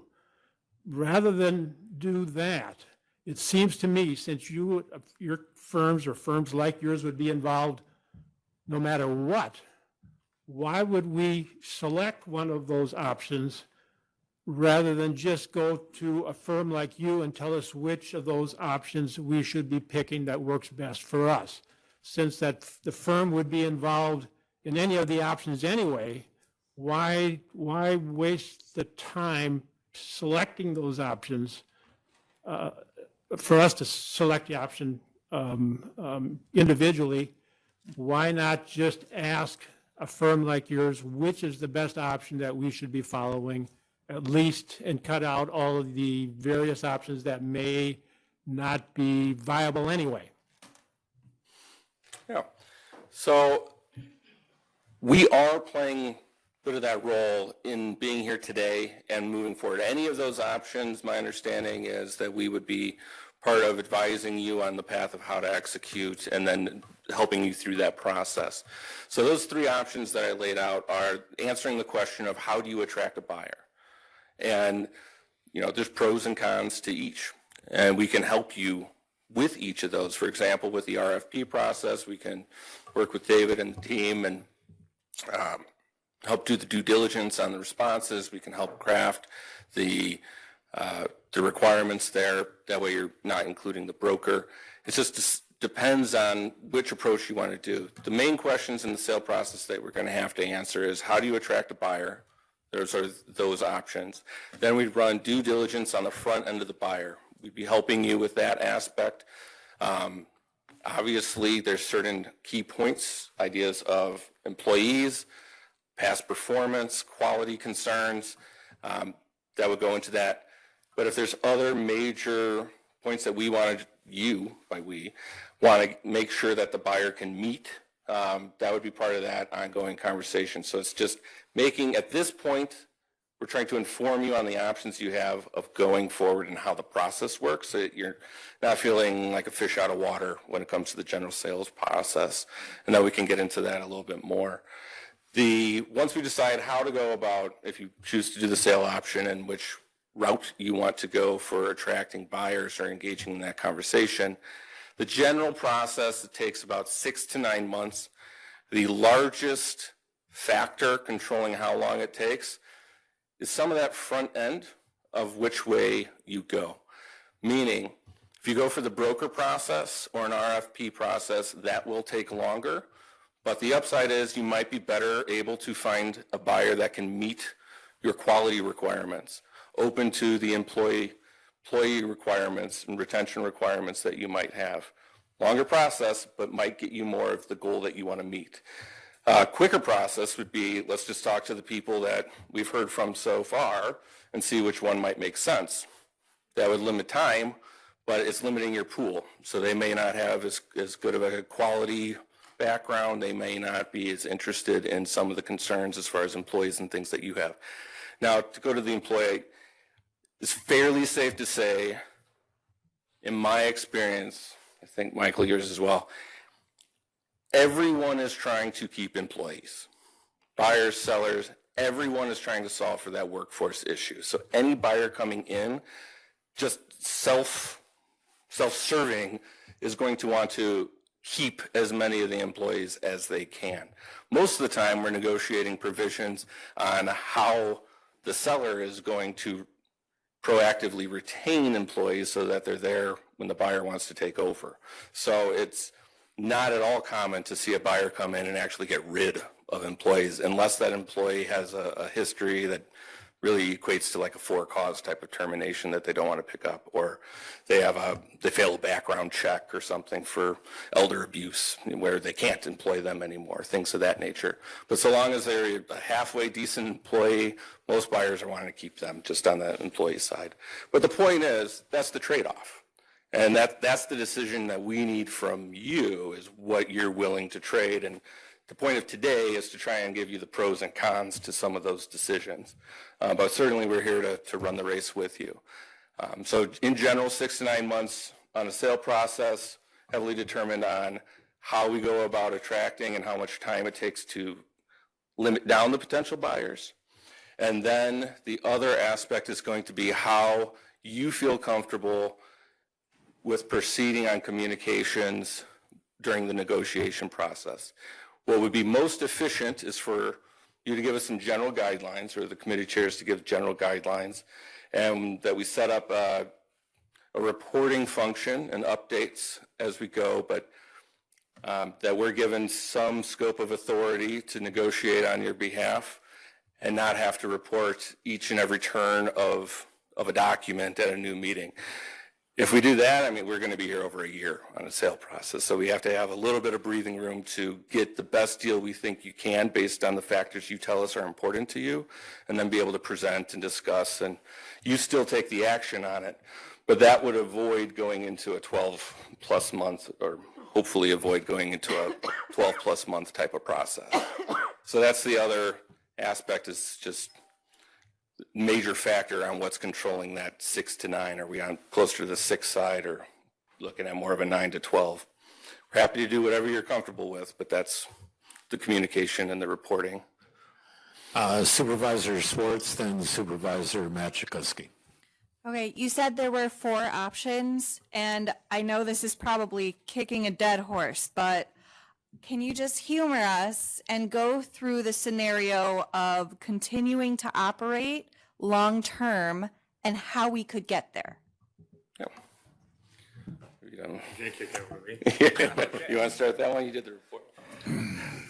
I think the number one hurdle in not only continuing to operate independently as you do today, but also with a buyer, it's the building, it's the facility.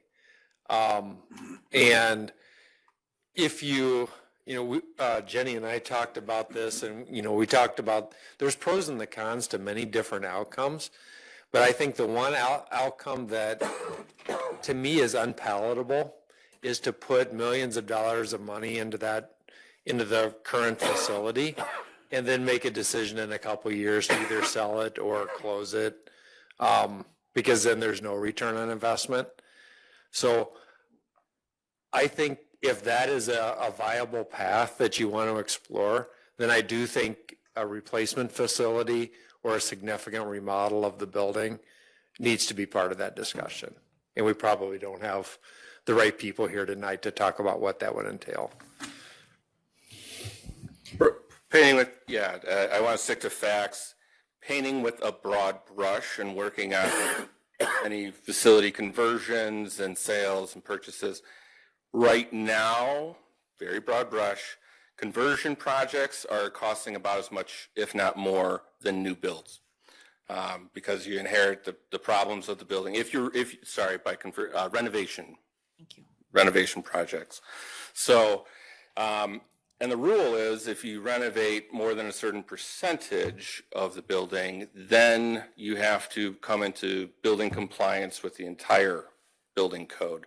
So that's also something to keep in mind. It's how much you're doing as a project at a time. Because once you open up the can of not being grandfathered in, your project went from here to here in cost. So I agree with Michael, where you're going to come up with the funds to meet some of those capital projects is probably one of the largest hurdles. The other questions that you would have to be able to really address are changing administration and leadership. You've had a great leader in Marcia, but if you're talking long term, you're going to have to solve for who's going to be your new administrator, and how we're going to plan for the transfer of institutional knowledge. There's a great value in the institutional knowledge that Marcia and the current leadership has. Many of the administrators coming out presently are fresh out of the administrator course, let's say it that way, don't necessarily have a lot of experience, boots on the ground yet. So it likely the type of administrator you'd be attracting as a replacement is going to be pretty green.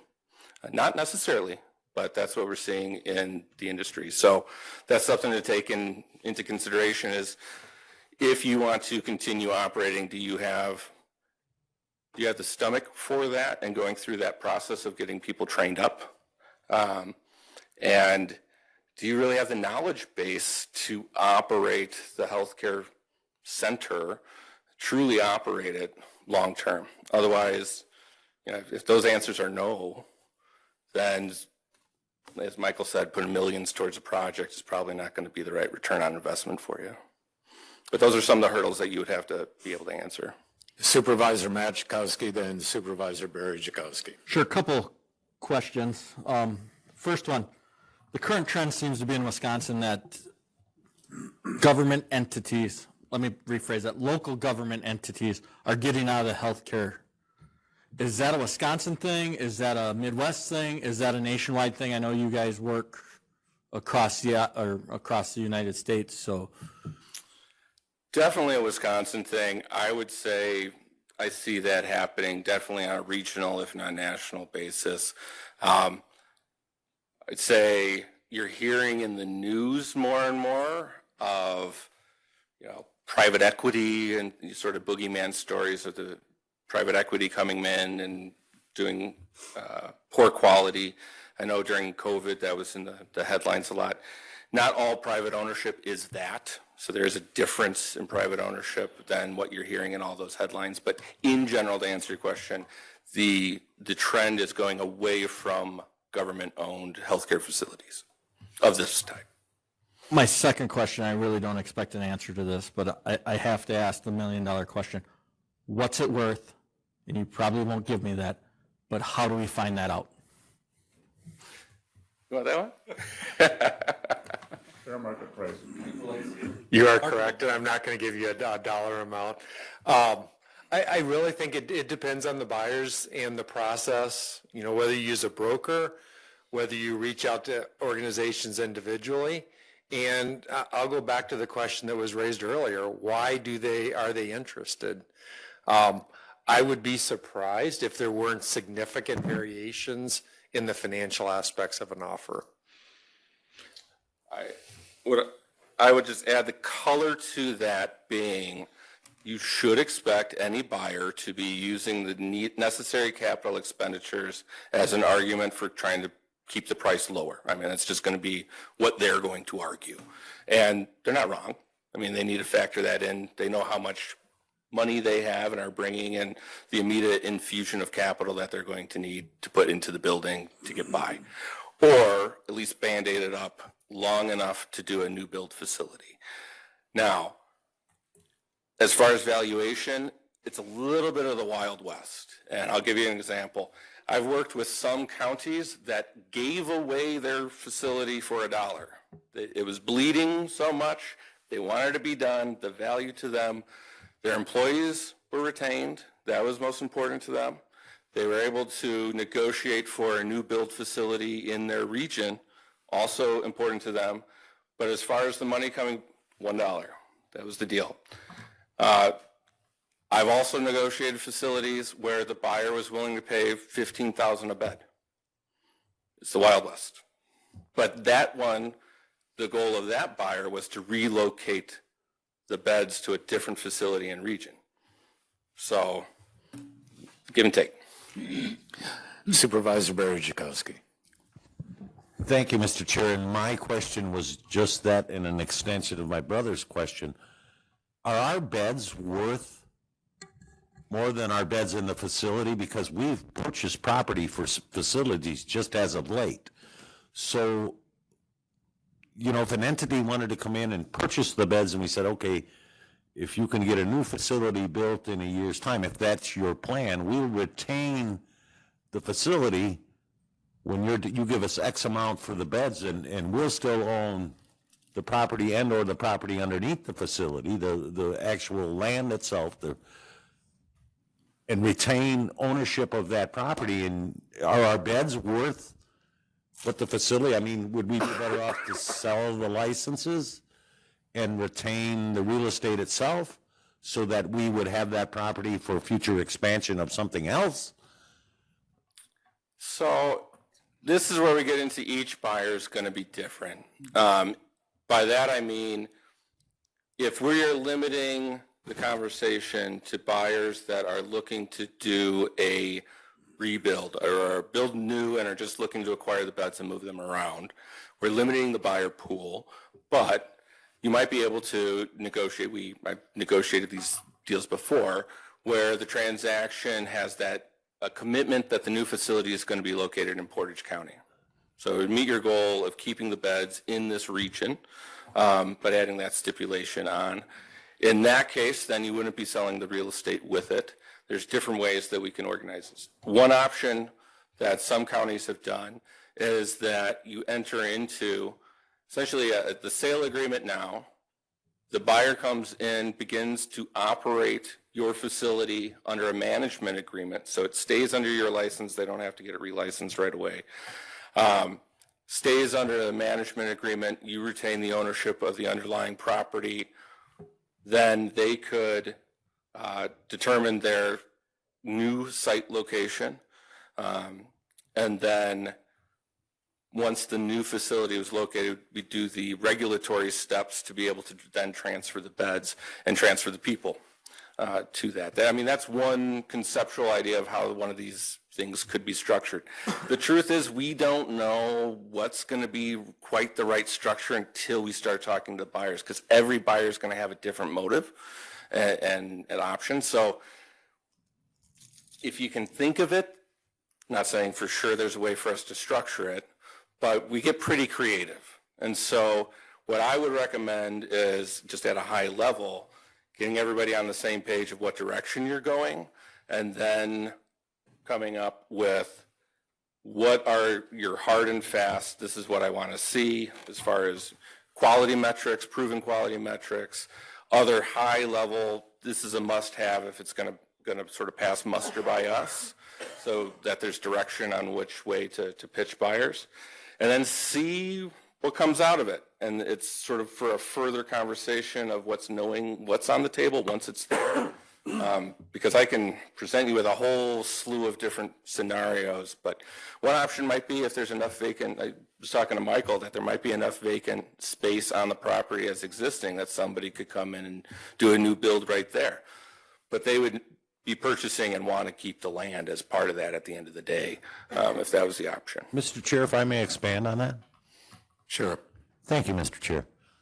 I'm wondering if this board wasn't led astray, because if my memory serves me correctly, which it is bad, we gave up, weren't we at over 100-bed facility at one time? And when we asked about selling those beds, they said, oh, well, there's no worth to those beds. And I'm wondering if there's been a moratorium for 30-plus years on new bed licensing. If now we're whispering, so I'm always get concerned when people are whispering. But we were living over 100 beds, Marcia, at one time. And maybe they Marcia. can elaborate on that. And pardon me, I should have addressed the chair. Mr. Chair, if we could ask Marcia to how many beds we were at. Marcia confirmed that we were in that neighborhood, but asked if perhaps you, Michael, would elaborate a little bit if you could. Legally, you are not allowed to sell beds. You cannot sell a license. You cannot sell a transfer. What we practically land on is, if you are closing a facility, you can enter into a structure where, this is the lawyers, but you can enter into a structure where the second before the closure is going through, you do a sale, so that technically the buyer takes over and buys the property, or at least the operations, the second before the closure is done. The next second, they transfer those beds to their existing facility elsewhere in the region.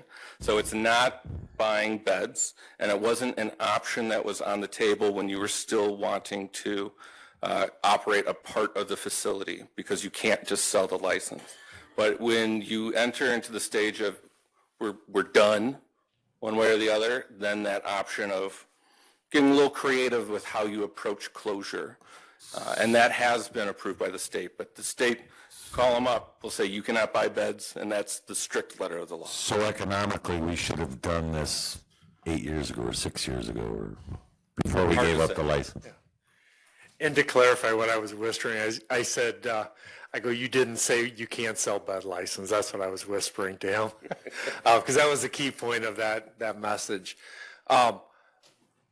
There is, and there may be more value now, but if we went back 2 years ago, the economic value of a bed license without a facility was near zero. I mean, it was minimal to nothing. There were so many organizations giving up beds that you could get as many bed licenses as you want if you went through the process that Tristan outlined. Okay, thank you, and thank you. Supervisor Splinter, then Supervisor Marissi, then Supervisor Eggleston. Okay, I feel a lot more comfortable as far as what you guys do. And this is, for discussion only tonight, but we've kind of kicked this can around for for the last year or so as to do you sell or don't you sell? And I don't know when would we get to the point of, would it come up through the committee or something that we actually vote on, yes, we want to sell, no, we don't want to sell.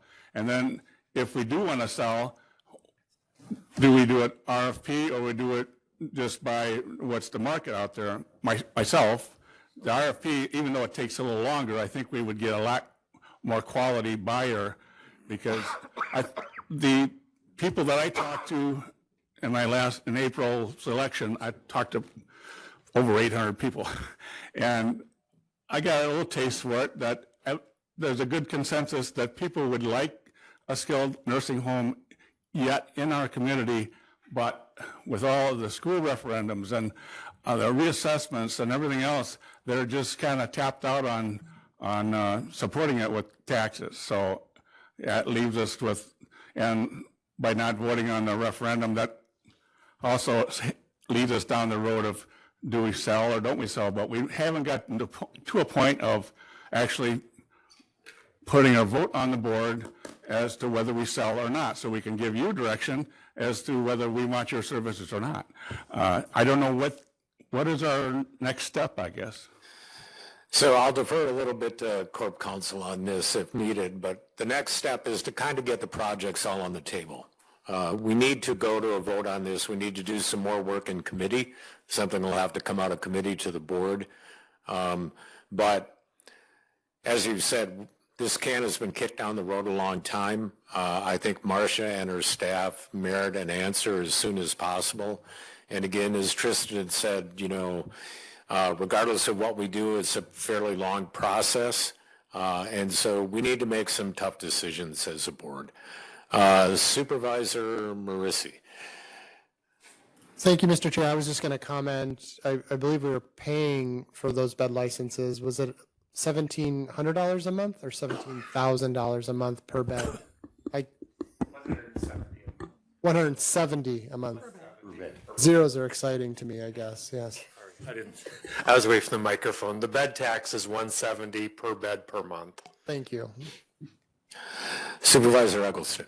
Okay, so I'm just going to piggyback a little bit on Supervisor Schwartz's question, and then for the benefit of those in our audience, Michael, have you had any experience working with a facility, taking them from working at a loss to becoming self-sustaining? Have you seen any skilled nursing facilities be able to do that?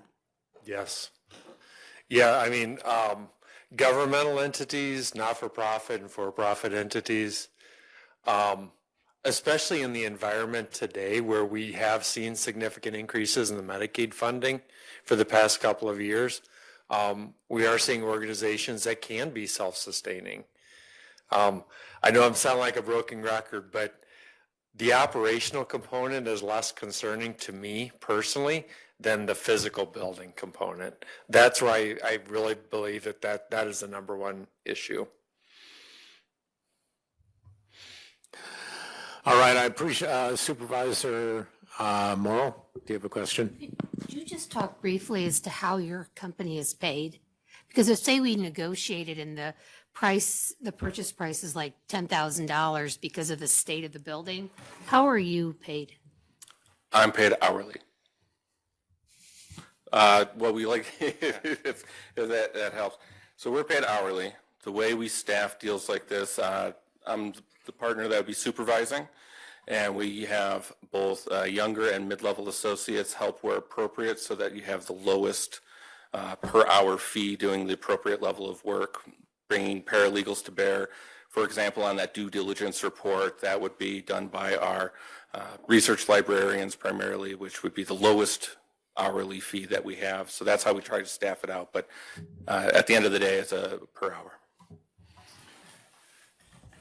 And we're essentially the same, an hourly rate for the level of individual that is working on it.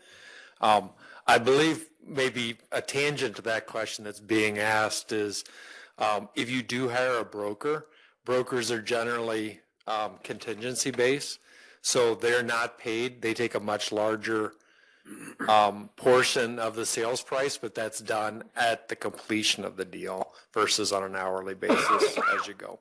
Would the legal work be done by corp counsel, or would we have to hire privately? Would the legal work be done by corp counsel, or would it be hired out? In any of these types of significant transactions regarding a healthcare center, that's absolutely hired out expertise. That's beyond the capability of our office. The accounting. Oh, I was just gonna, so Jennifer's whispering in my ear, and that's exactly correct, is the accounting component of it exactly the same.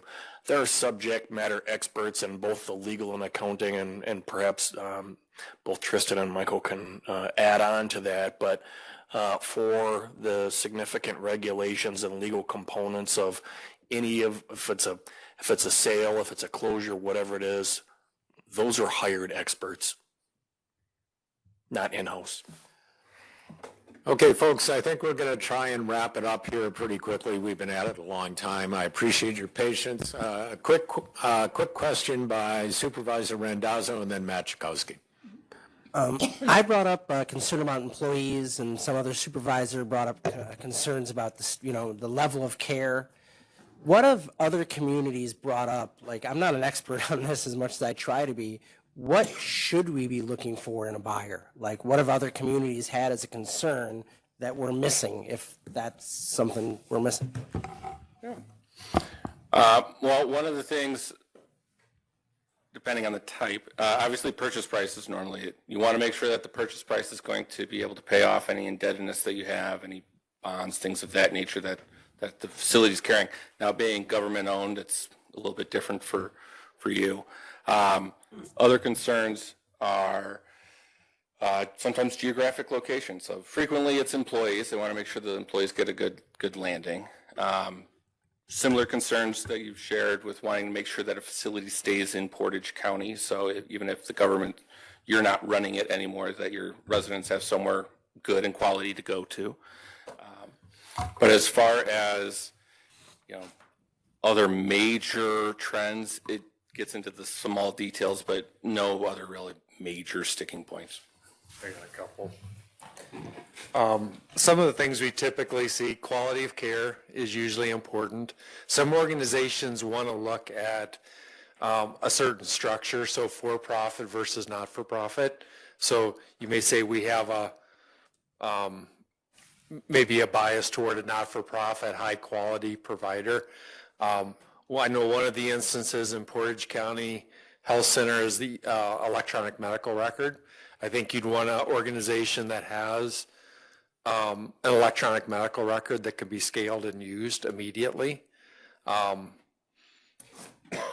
It could be capital outlay, the ability, how much are they willing to invest in the facility going forward, for what period of time. The one thing I wanted to point out, and we were talking about these attributes, it's not only coming up with the attributes, but also being able to prioritize them. Because the financial aspects are going to be a factor, but it can be the lowest factor, and quality of care could be the highest factor. That is really your choice, but knowing that at the onset is going to help you vet those organizations much easier on the back end. All right, one final question by Matt Chakowski. And question by Matt Chakowski and then Supervisor Medine, but then we're going to call it quits tonight, folks.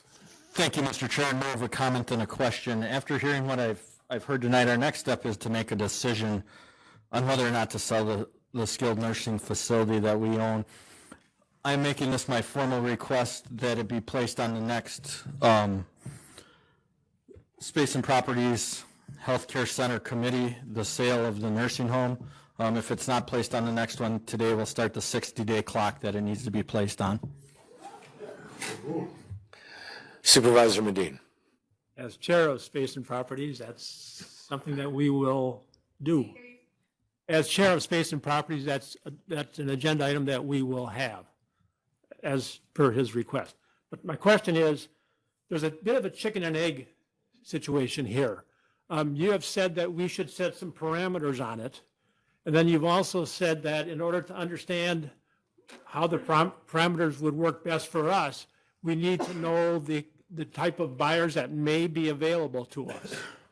And we need to, in order to set some, otherwise we'll be putting pie in the sky and it would just be parameters which would be silly. So it seems to me that organizations like yourself may have to, and I'm just throwing this out, may have to actually talk with buyers or at least understand some buyers so that you know what the potential is for us, so we know what kind of parameters we may have to put on. Because it's pie in the sky for us to pick parameters. We're not going to do it, and you probably can't do it tonight. You'd have to do some work with various buyers in this climate. And I don't mean the cold climate, I mean the climate that we have now.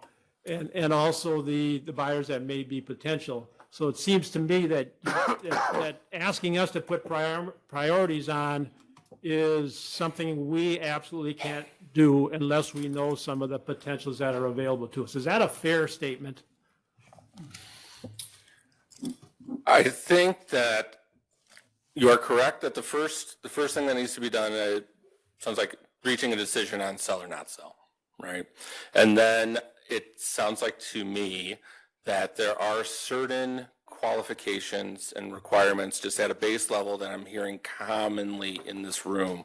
For example, quality, and an emphasis on employee retention and quality. After that, we can certainly get into guiding better the direction, and it could be, and I think it might be the best to keep open-minded as we start to engage in the conversations. I think the decision that needs to be made after the buyer is how do you want to go about finding potential buyers? It's that question of RFP, engage a broker who's going to take a percentage of the sale, contingency-based, RFP with our guidance, or engage those buyers, potential buyers that have reached out directly and start the conversation there, which we can also assist with. But that would be the next course of direction, is just what you're comfortable there. Because I'm not going to say, hey, go give a percentage of this to a broker unless that's what you guys want to do, that sort of thing. But it's just the trade-off of time versus getting the maximum amount of options in front of you. All right, I want to thank you both, Tristan and Michael. This was a long slog, but this was really useful information for us. I'm now going to adjourn the meeting of the whole and briefly reconvene the annual meeting. Our next meeting date is November 12th at 5 p.m. I would ask to adjourn. Motion by Randazzo, seconded by Olkey. We stand adjourned. A video of this meeting is available for viewing on the city's website, stevenspoint.com/videos.